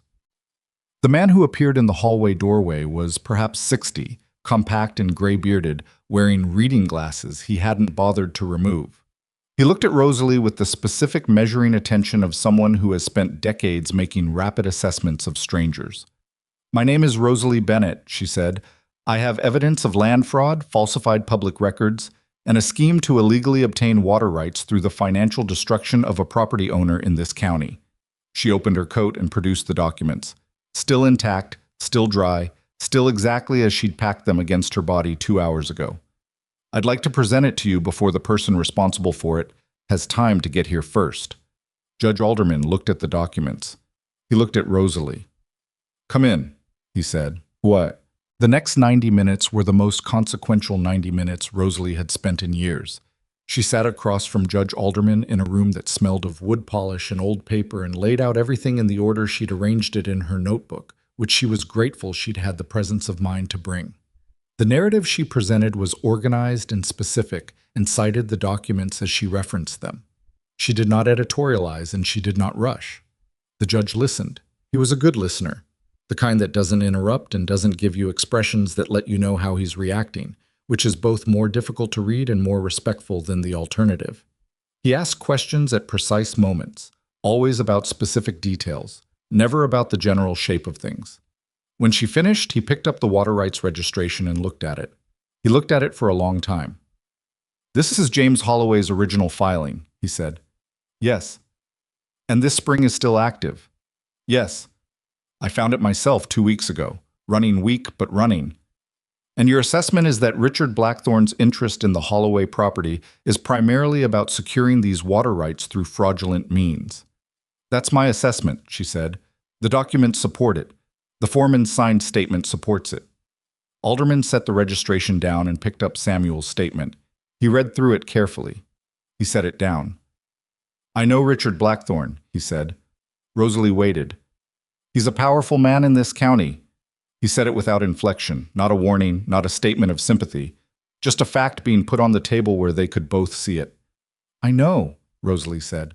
"And you're aware that what you're presenting here, if acted on, will be contested, vigorously and expensively contested, by men with considerably more resources than Ethan Holloway has available."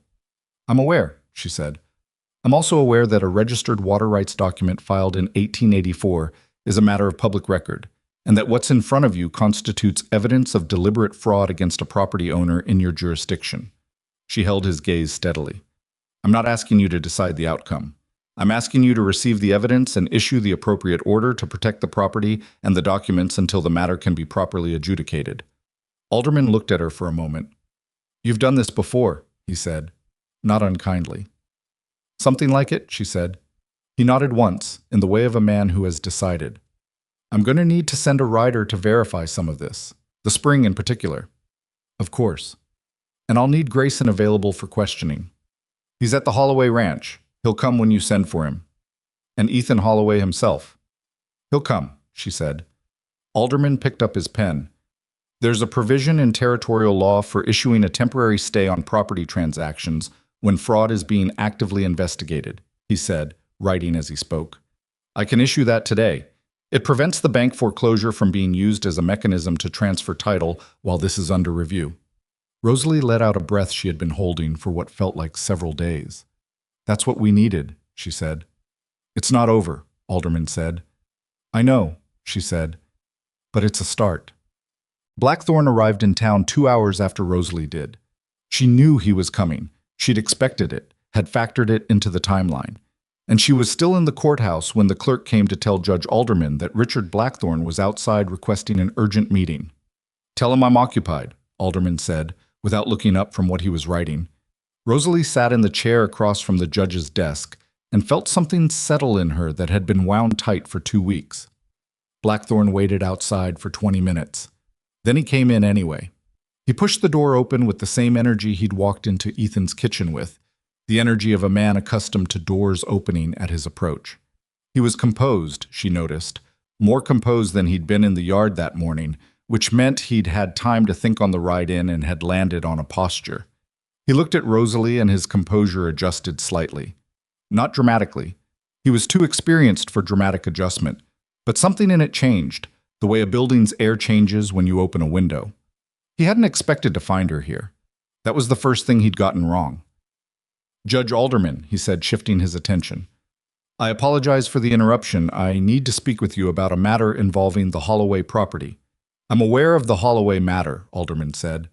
Blackthorne stopped, looked at the judge, looked at the documents on the desk, looked at Rosalie.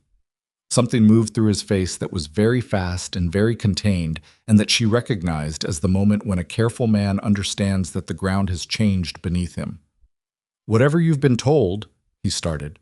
"I've received documentary evidence and a signed witness statement," Alderman said. "I've issued a temporary stay on the property pending investigation." He looked at Blackthorne with the flat, permanent attention of a judge who has made his mind up about something and isn't interested in being talked out of it. "The Holloway Ranch's title cannot be transferred, sold, foreclosed upon, or otherwise encumbered while this investigation is active." Blackthorne's jaw tightened. He looked at Rosalie again. She met it. She didn't smile and she didn't look away. She just held his gaze with the same steadiness she'd brought to everything. To the kitchen scraps, to the barn records, to the rocky hillside and the frozen creek, and the 4 miles of cold road. "You have no idea what you've done," Blackthorne said. She was fairly sure he was talking to her. "I found a spring," she said, "and some paperwork." His face did something that, on a less controlled man, would have been visible fury.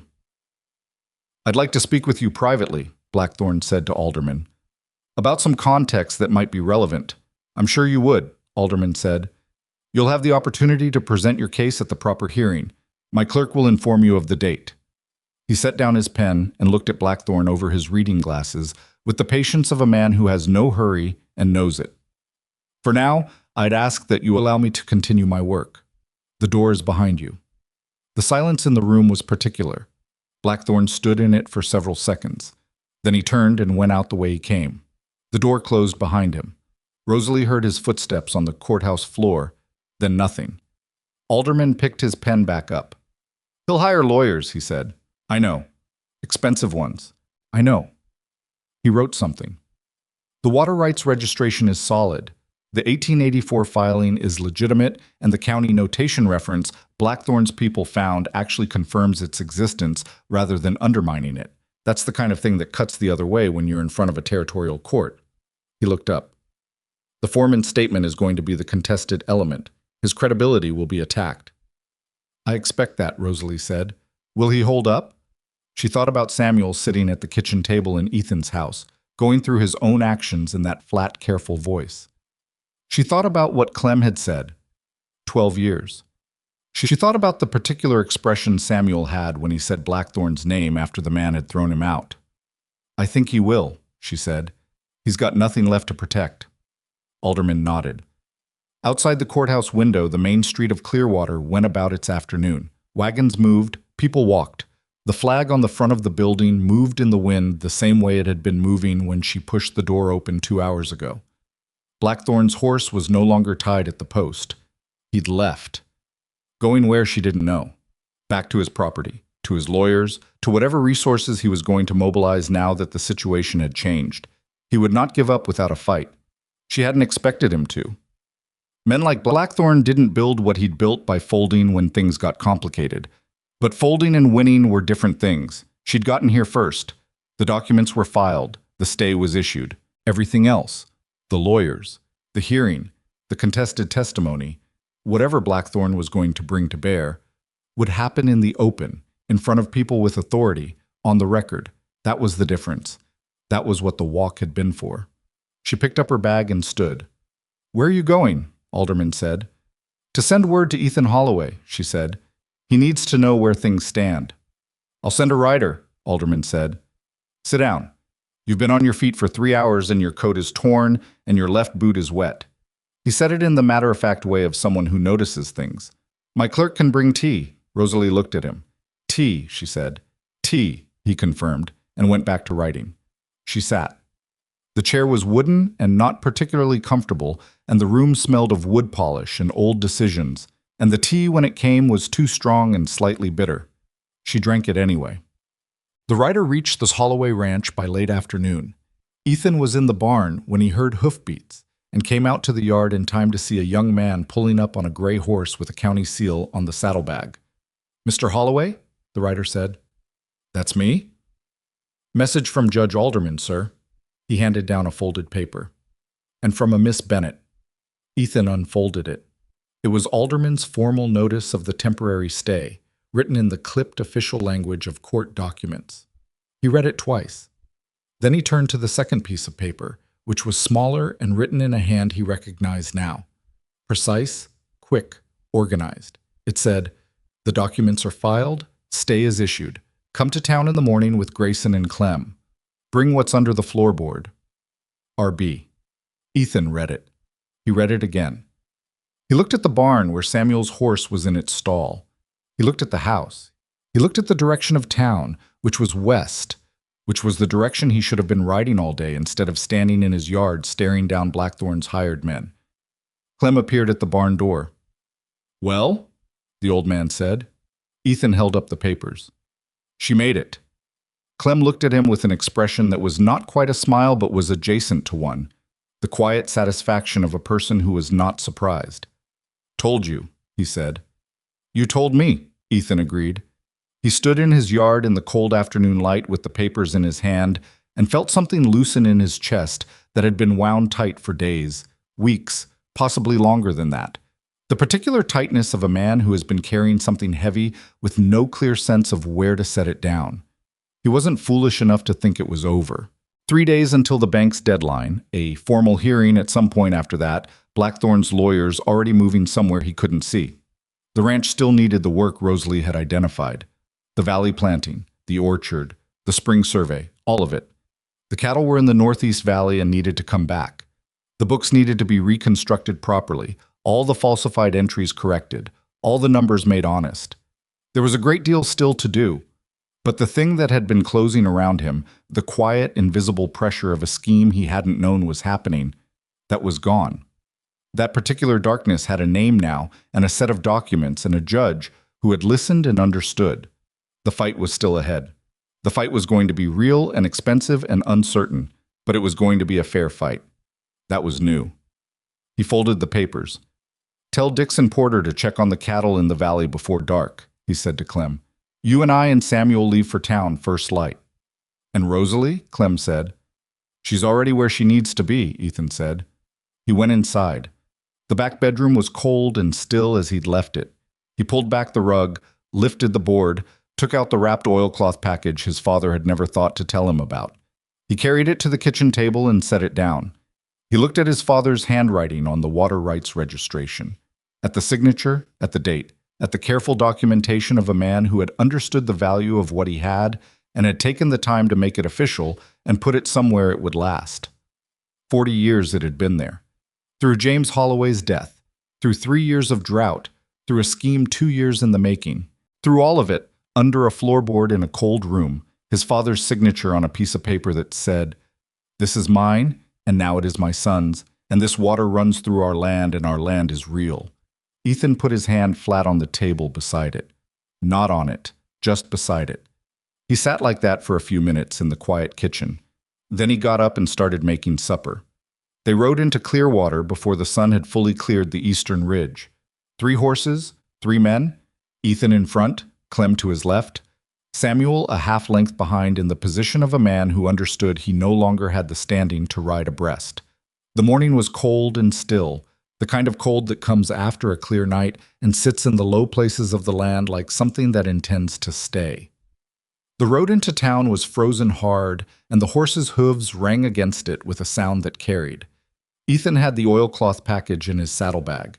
He'd checked it twice before leaving, which was once more than necessary, but he'd done it anyway. They didn't talk much on the ride. There wasn't a great deal to say that hadn't already been said in the kitchen the night before, going over the sequence of events one more time. The way you go over things when the stakes are high enough that you need them ordered and clear in your mind before you walk into a room where someone is going to try to disorder them. Samuel had been quiet through most of that conversation. He'd answered questions when asked and contributed where he had something specific to offer, but he'd stopped trying to shape the narrative around himself, which was, Ethan had decided, probably the most honest thing the man had done in 2 years. Clem had said very little because Clem always said very little when things were serious, which was one of the reasons Ethan had always trusted the old man's presence more than most people's words. They reached the courthouse as the clerk was unlocking the front door. Rosalie was already there. She was standing on the front steps with her coat. The torn hem had been stitched, he noticed, imperfectly, but securely, and a cup of something hot that she held in both hands. She looked like a person who had slept in a building she didn't live in, which she probably had. The county had a small lodging arrangement for people involved in ongoing legal matters, and Ethan suspected Alderman had arranged something for her. She looked at the 3 of them and then at the saddlebag. "You brought it," she said. "You told me to," Ethan said. Something almost relaxed in her expression. Not a smile. It was too early, and the situation too uncertain for a smile, but a loosening. "Alderman wants to see everyone at 8, she said. "Blackthorn's lawyer arrived last night." Ethan looked at her. "How do you know that?" "The clerk told me when I came in for water at 11. She looked at her cup. "Small towns." Clem made a sound that might have been a laugh.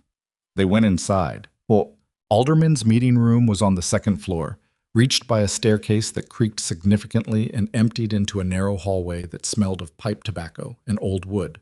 The room itself held a long table, 8 chairs, and 3 windows that looked out over the main street. A wood stove in the corner was going and had been for a while, which meant Alderman had been here before any of them. The judge was at the head of the table with a stack of documents and his reading glasses and the expression of a man who had already done 2 hours of thinking and was ready to do several more. Beside him was a younger man Ethan didn't recognize. "County Land Office," Alderman said, by way of introduction. His name was Fletcher, and he had the careful, slightly anxious manner of someone who takes their work seriously and has recently found themselves in the middle of something significantly larger than their usual concerns. Blackthorn's lawyer arrived at 8 exactly. He came in as if he'd timed it, which he probably had. The entrance of a man who wanted to communicate that he was professional and unhurried and completely unintimidated by whatever had been assembled in this room before his arrival. His name was Garrett, and he was from Helena, which meant Blackthorn had sent for him specifically, which meant this had been planned before the situation became urgent. That told Ethan something. It told him Blackthorn had always assumed this might end up in front of a judge. He'd just assumed he'd be better positioned when it did. Garrett looked at the people in the room, Ethan, Clem, Samuel, Rosalie, the land office clerk, and settled into a chair across the table without greeting anyone specifically. "My client," Garrett said to Alderman, "disputes the characterization of the documents presented yesterday as evidence of fraud. What Miss Bennett has assembled is a selective reading of—" "We'll get to your client's position," Alderman said. "First, I want to go through the documents themselves. In order. Starting with the 1884 water rights registration." He looked at Ethan. Ethan reached into the saddlebag and placed the oilcloth package on the table. He unwrapped it. The registration sat there in the morning light. His father's signature, the county seal, the formal language of a legal filing made 40 years ago by a man who had understood that water in Montana was not a convenience, but a foundation. Fletcher leaned forward to look at it. "That seal is legitimate," Fletcher said quietly, almost to himself. He looked up at Alderman. It matches our 1880s registry format exactly, and the reference notation we have on file, the one that came up in Blackthorn's survey inquiry 4 months ago. This is what it's referencing. He sat back. The filing is real. Garrett looked at the document without expression. The existence of the filing isn't disputed, he said carefully. What's disputed? Alderman said. The interpretation. My client maintains that the water rights registration, while legitimate, was never properly activated under territorial law because the spring was recorded as non-functional in the subsequent property survey of, by the person being accused of falsifying that survey, Rosalie said. Garrett looked at her. It was the look of a man who had just been interrupted by someone he'd categorized as a minor presence in the room and was adjusting for that. The survey was conducted by the ranch foreman, he said, acting within his normal duties. At the direction of your client, Rosalie said. She was looking at the documents in front of her, not at Garrett, which somehow made it worse for him. That's what the foreman's signed statement says, along with the specific dates of instruction, the method of payment, and the names of the properties previously subject to the same approach. The room was quiet. Garrett looked at Alderman. The foreman's statement is self-serving, he said. He's attempting to reduce his own culpability by accurately describing what happened, Samuel said. Everyone looked at him. It was the first time Samuel had spoken in the room, and the quality of the silence that followed had to do partly with what he'd said and partly with the fact that he'd said it in the flat, undefended voice of someone who has gotten past the part where they're managing the impression they're making.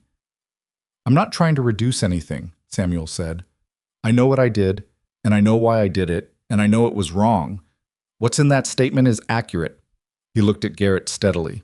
All of it. Garrett didn't respond to him directly. He turned back to Alderman.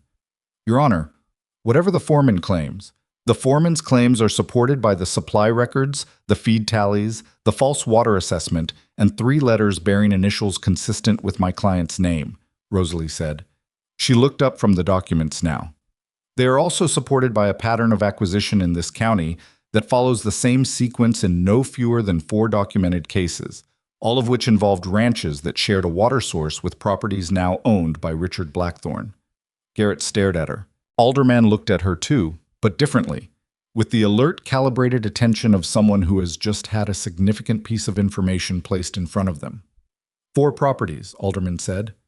I had the night to look through the county acquisition records, Rosalie said. She produced 4 pages from her notebook, careful, organized, each page a timeline of a different ranch's collapse and subsequent purchase. The Caldwell property in 1889, the Morrison family in 1890, the Reiser brothers in 1891, and if this proceeding had not occurred, the Holloway Ranch in 1893. She placed the pages on the table. Alderman looked at them for a long time. Fletcher was writing something. Garrett had stopped talking. The wood stove in the corner ticked and settled. Outside the window, the main street of Clearwater was coming to life in the ordinary way of small towns on ordinary mornings. People going about their business with no awareness of what was being decided in this second-floor room. Mr. Garrett, Alderman said, still looking at the pages Rosalie had placed on the table, I'm going to need a great deal more from your client than a dispute of characterization. Blackthorn came to the courthouse himself at 10 o'clock. Ethan didn't know he was coming until he heard the footsteps on the stairs, a heavier tread than Garrett's, less measured. The door opened and Blackthorn came in and looked at the room with the expression of a man who has decided that his physical presence is the argument he hasn't yet made. He looked different than he had in Ethan's kitchen, or in the yard with his 10 riders. Not smaller. He was still the same physical presence, the broad shoulders and the deliberate composure, but something in the composition of that presence was off in a way that Ethan hadn't seen before. Something had shifted in the architecture of the man's confidence. He sat down beside Garrett without being invited to. He looked at Rosalie. I'd like to know, Blackthorn said, in a voice calibrated for control, exactly who you are. Rosalie Bennett, she said. I told Mr. Draper when he came to count the horses. Blackthorn's jaw tightened slightly.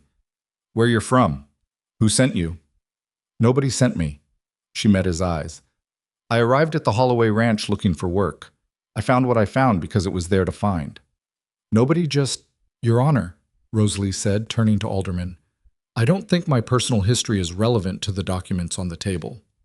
It's not, Alderman agreed. He looked at Blackthorne.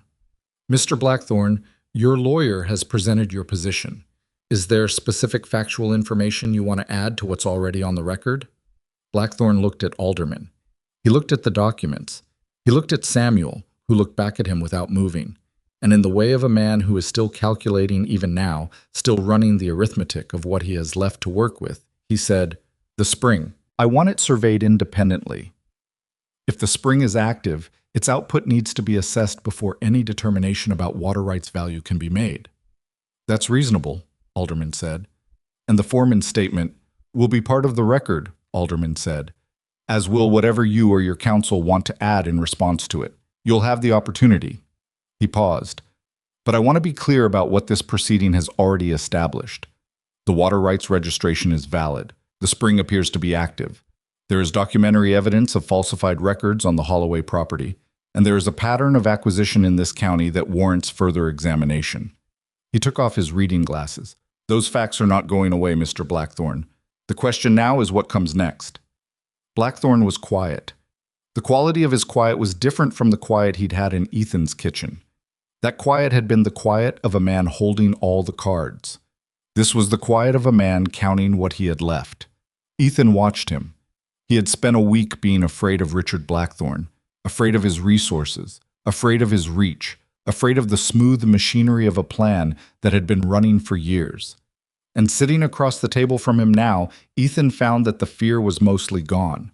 Not because the situation was resolved, it wasn't, not completely, but because the thing that had made Blackthorne frightening was his invisibility. The scheme had been frightening because Ethan couldn't see it. The man himself, stripped of that, was just a man in a room who had run out of moves. "I'll have my lawyers prepare a full response," Blackthorne said. "You have 3 weeks," Alderman said. "Full hearing will be scheduled for the end of the month." Blackthorne stood. He looked at Ethan one more time. "This isn't finished," he said. "I know." "No," Ethan said. And then Blackthorne walked out, and Garrett followed him, and the door closed, and the room was left to the people who remained in it. The full hearing came 3 weeks later. Those 3 weeks were some of the most uncertain of Ethan's life, which was saying something given recent history. Blackthorne's lawyers were thorough and expensive, and they pursued every angle available to them, challenging Samuel's credibility, arguing about the legal interpretation of the water rights under territorial law, submitting their own survey of the spring's output, which came in lower than the spring's historical figures but could not, even by their own surveyor's account, be characterized as non-functional. The independent survey Alderman had ordered told a different story. The spring was running at roughly 60% of its historical capacity, which was reduced but still legally sufficient to support the water rights registration. The surveyor's report noted that the reduced flow was consistent with the past 5 years of drought and was likely to improve with normal precipitation. Blackthorne's legal team filed 3 separate motions to dismiss elements of the evidence. 2 were denied. The third was partially upheld in a way that required Rosalie to represent the 4-property pattern with additional documentation, which she spent a week doing, and which, when she presented it, was more thorough than the original version. Samuel testified. Ethan sat in the courtroom and watched his former foreman answer questions from both sides for 2 hours. Garrett was skilled at cross-examination. He was trained to find the places where a person's story had soft spots, to press those spots until something gave way. He found soft spots in Samuel's account. There were genuine soft spots because Samuel's situation was genuinely complicated, and no amount of willingness, to be honest, changes the fact that a man who has done what Samuel did will always have places in his testimony that don't hold up perfectly under scrutiny. But the core of it held. Samuel didn't embellish, didn't qualify excessively, didn't try to minimize his own role in ways that would have invited attack. He said what he'd done and why and what Blackthorne had told him, and when Garrett pushed on the parts that were hardest to corroborate, Samuel said, "I know I can't prove that part, but it's what happened." Ethan had expected to feel anger watching him on that stand. He found instead something more complicated. The particular human confusion of watching someone you've trusted betray you and then try to make it right, and understanding that both things are true about the same person and neither one cancels the other out. Clem sat beside Ethan through all of it.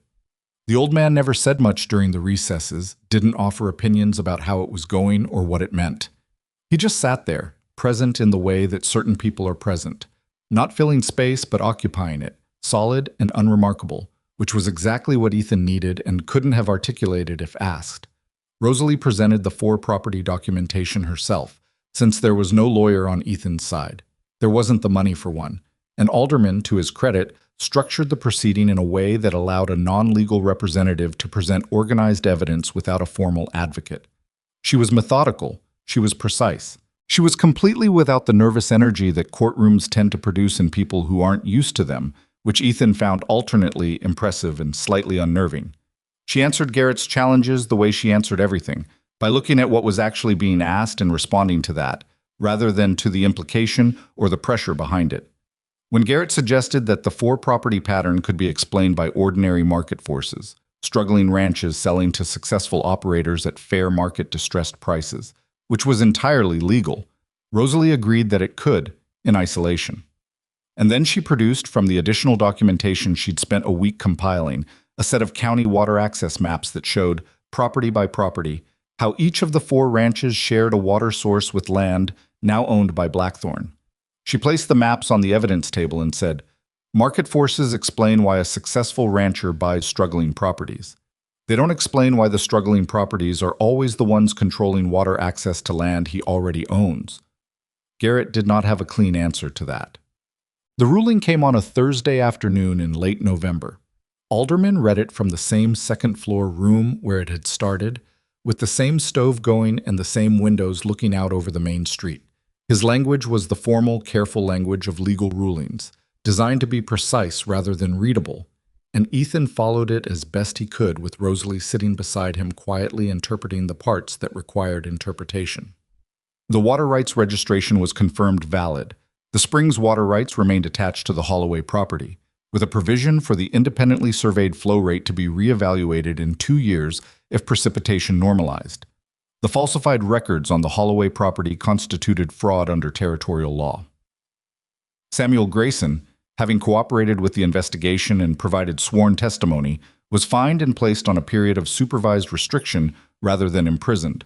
A leniency Alderman noted was conditional on continued cooperation in the ongoing investigation into the four other properties.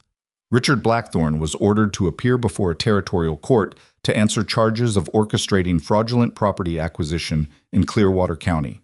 His assets in the county were placed under partial restriction pending that proceeding. He would not be buying anything in this county anytime soon. The bank foreclosure on the Holloway Ranch was formally voided. Ethan sat in his chair and listened to those words and felt them go through him in a way he hadn't expected, not like relief, which he'd been anticipating, but like something harder to name, like the difference between standing in a doorway and actually walking through it, like the moment after a long illness when you realize the fever has broken and what you're feeling now is just your ordinary body, the one you'd stopped noticing because the other feeling had been there so long. He'd almost given up on this ranch. He'd been standing in the barn with the cattle and thinking about which of the 41 he'd put down first. He sat in the courtroom and thought about that, and then stopped thinking about it because there wasn't anything useful to do with it except remember it clearly enough not to forget what it had felt like. Outside the courthouse. The air was cold, and the sky was the particular flat white of November in Montana. That means winter is not coming, but is already here and simply hasn't gotten around to announcing itself fully. Clem shook Ethan's hand. It was an unusual gesture for the old man, who was not given to gestures, which made it meaningful in the way that unusual things from reliable people are meaningful. "Your father would be—" Clem started. "Don't," Ethan said. Not harshly, just with enough weight to stop it. Clem nodded. He understood. Samuel had been in the courtroom but left before the reading was finished. He'd had to leave with the officer handling his supervision arrangement, which was its own particular kind of accounting. Ethan watched him go and didn't call after him and didn't not call after him. He just watched. There were things between him and Samuel that weren't resolved and might not be resolved for a long time, maybe not ever entirely. The betrayal sat somewhere in him that didn't seem like it was going to dissolve cleanly into forgiveness or resolution, which was uncomfortable to acknowledge. It sat there like a scar. Not the open wound it had been 3 weeks ago, but not gone. Just a changed place on the skin that would always be slightly different from what was around it. He supposed that was how it worked. He found Rosalie standing at the edge of the courthouse steps, looking out at the main street. She had her bag over one shoulder and her notebook under her arm, which was how he'd seen her most often over the past several weeks. Always with the notebook, always with the bag, always looking like someone who is in the process of moving towards something rather than resting. He stood beside her. "You're leaving," he said. It wasn't quite a question. She looked at him sidelong. "I don't have a reason to stay." "You could." She turned to look at him directly. He'd said it without knowing he was going to say it, the kind of thing that comes out before the considered version of it has time to form. He was aware of how it sounded, aware that it was more naked than he'd intended, and he didn't take it back. "The ranch needs what you found," he said. "The valley planting, the orchard, the spring survey. All of that still needs to be organized and done." He looked at her. "You know what you're doing, and I don't. Not really. I've been running this place on stubbornness, and I think we both know that's not enough." She was quiet for a moment. "That's a practical argument," she said. "It's also a true one," he said. She looked out at the street. A wagon went by, the driver nodding at no one in particular, headed somewhere. "The last ranch I stayed at went under," she said. "I know. Not through any fault of what I did or didn't do," she said. "But it went under and I was part of it for 2 years, and when it was done I had nowhere." She said it evenly without asking for anything. "I'm careful about staying places." "I understand that," Ethan said. "I'm not asking you to make a permanent decision right now." He paused. "I'm asking you to come back to the ranch and see the valley in spring, if nothing else." She looked at him. Her expression did the thing it did sometimes. The slight movement that was not quite a smile but was in the same family as one. "The valley in spring," she said. "And the orchard. There's a lot of work to do there." "There's a lot of work everywhere," she said, but she said it like a person noting a fact they don't find objectionable. She picked up her bag more firmly on her shoulder. "I need to finish something with Alderman this afternoon," she said. "The documentation on the other 4 properties. I want to make sure what I gave him is organized in a way that the territorial court can actually use it. That'll take a few hours." "Take as long as you need," Ethan said. She nodded. She started back up the courthouse steps, then stopped. "Ethan." He looked at her.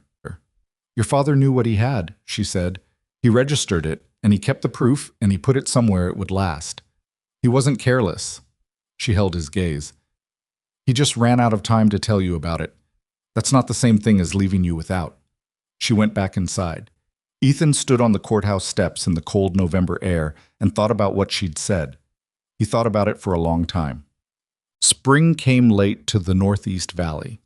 It always did. The valley faced north and held cold longer than the rest of the property, which was one reason nobody had bothered with it for years.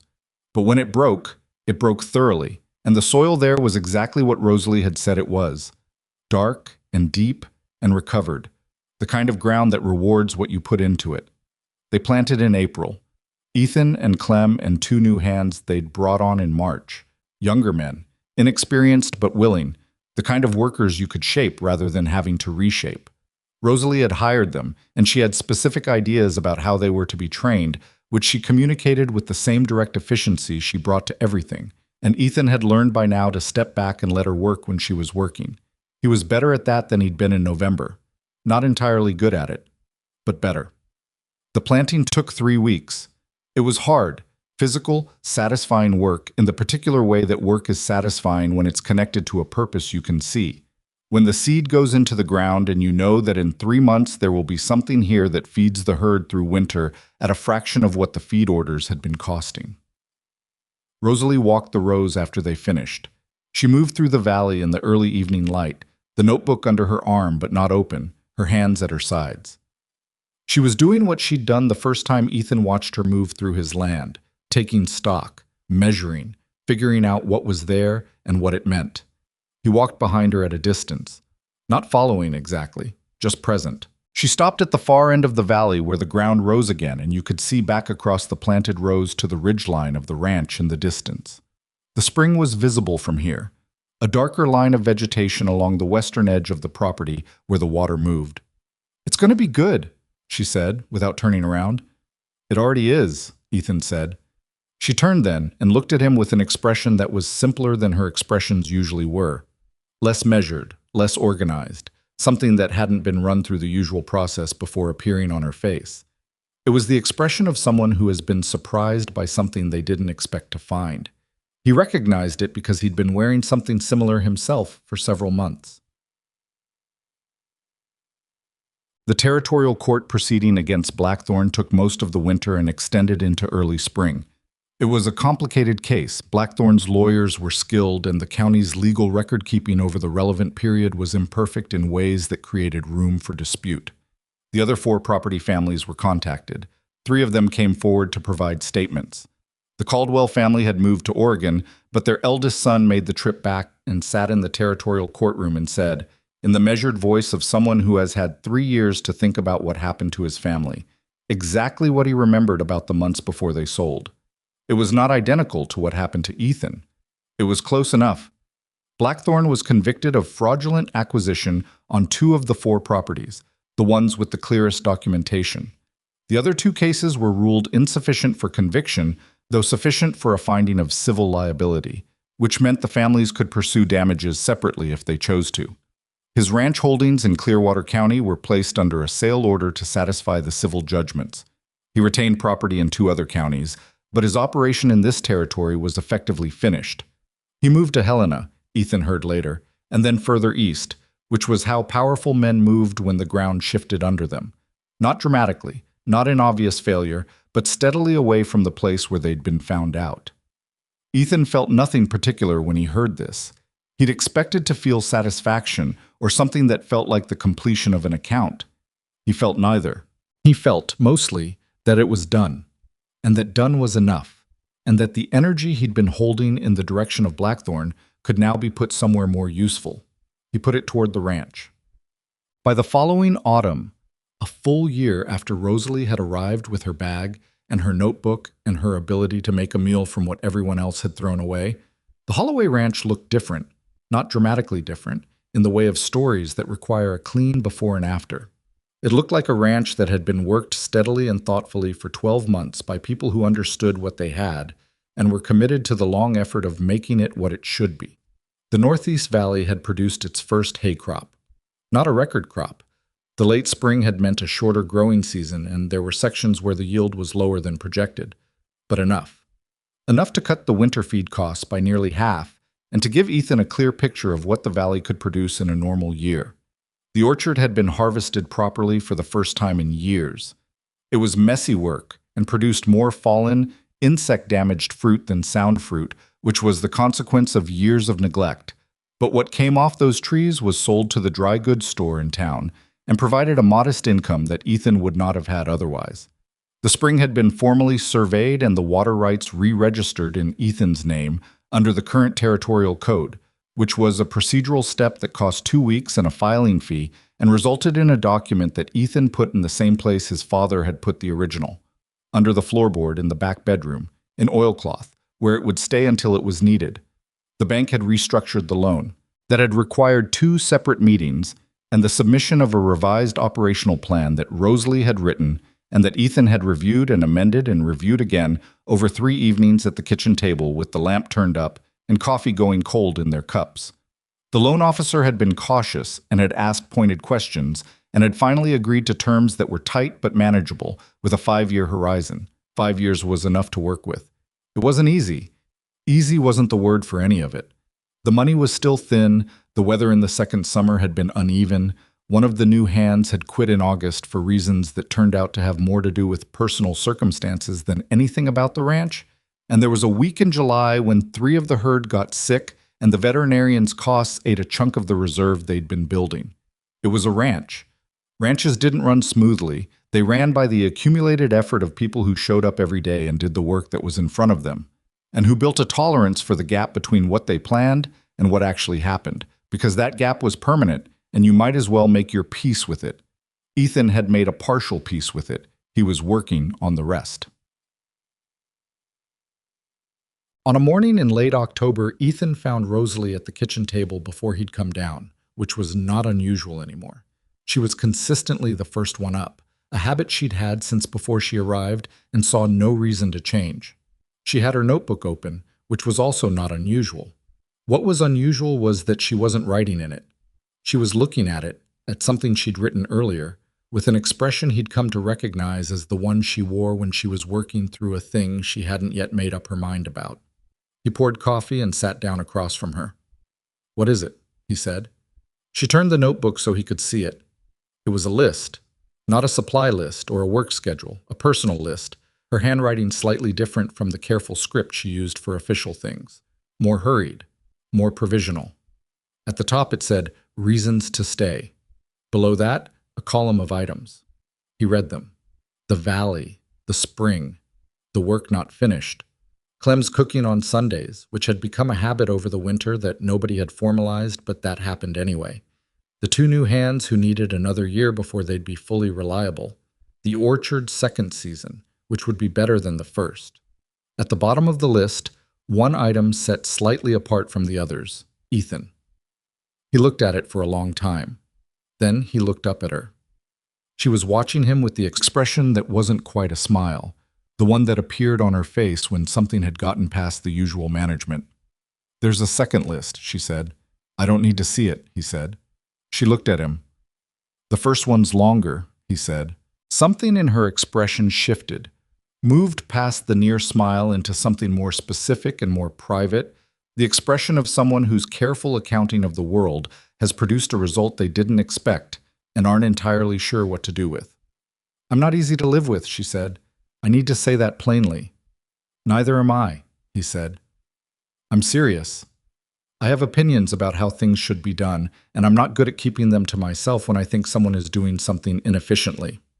"I've noticed that," he said. "It's how you found the spring." She looked at the table. "I left the last place I stayed," she said, "and the place before that. I leave when things get—" She stopped. "When things get what?" he said. "Complicated," she said. "When it starts to feel like I have more at stake than I can afford to lose." Ethan was quiet for a moment. "Rosalie," he said, "you walked 4 miles in the cold with a wet boot to save a ranch you'd been at for 2 weeks. You've been here a year and you've put more into this place than most people put into something they've owned their whole lives." He held her gaze. "I think you've already got more at stake than you can afford to lose.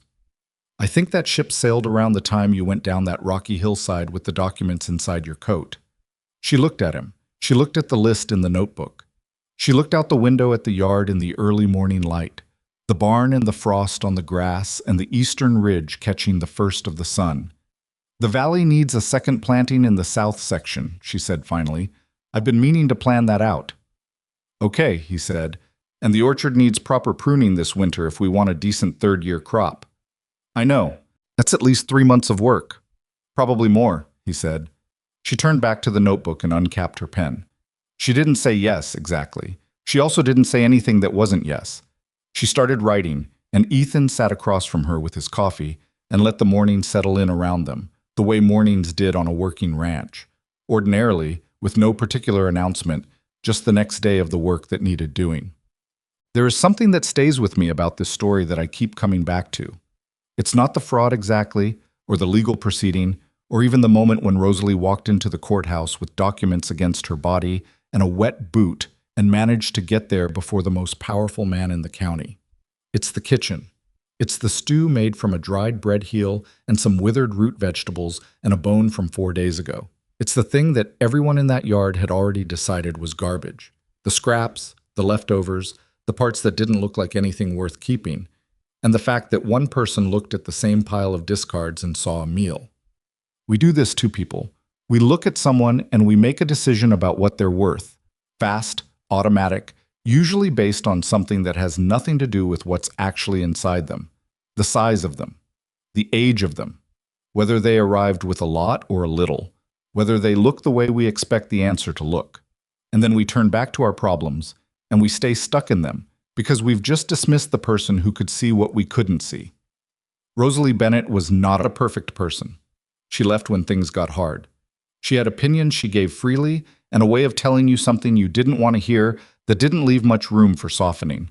She arrived at a failing ranch with a torn coat and a history she didn't talk about, and the people there took one look at her and laughed. And she was the one carrying the answer. Ethan Holloway wasn't a villain. He was a man who had been handed something he loved and had struggled to hold on to it, and who had made the very human mistake of trusting the familiar and dismissing the unfamiliar. He'd looked at what he already had. Samuel, 9 years of habit, the unexamined assumptions of a life spent in one place, and trusted it past the point where it deserved trust. And he'd looked at what was new, the woman nobody wanted, and prepared to turn her away. That's not a special kind of foolishness. That's just how we are. The ranch survived not because Ethan was brave or clever or righteous, though he was some of those things some of the time. It survived because when he was about to make the last mistake, when he was about to send Rosalie away in the first 5 minutes, he paused. He let Clem say the decent thing. He sat down for a conversation he wasn't planning to have. That pause was everything. I think about people I've dismissed without looking closely. The person who showed up at the wrong time, in the wrong coat, with the wrong kind of history. The idea that arrived from an unexpected direction and got ignored because it didn't look the way I expected the solution to look. The quiet observation from someone I'd already decided didn't have much to offer. We carry around a picture of what help looks like, what strength looks like, what a leader looks like, what a rescuer looks like. The picture is very specific. It tends to match the people and things we've already seen and already trusted. And so we walk right past the spring, we look at the running water, and we write in the ledger, dry. The Holloway Ranch became what it should have always been. Not because a perfect plan came together, but because one person refused to see waste where there was value, and another person, at the last possible moment, was willing to be surprised. That seems right to me. That seems like how things actually work when they work out at all. Not smoothly, not in a straight line, but through one person's refusal to accept the easy story about what's worthless and what's not. Rosalie Bennett walked 4 miles in the cold. She found the spring. She knew the answer was in the paperwork before anyone else thought to look. Not because she was exceptional in every way, but because she had learned, through whatever hard years had brought her to that gate with her bag and her worn coat, to see what was actually there rather than what people told her was there.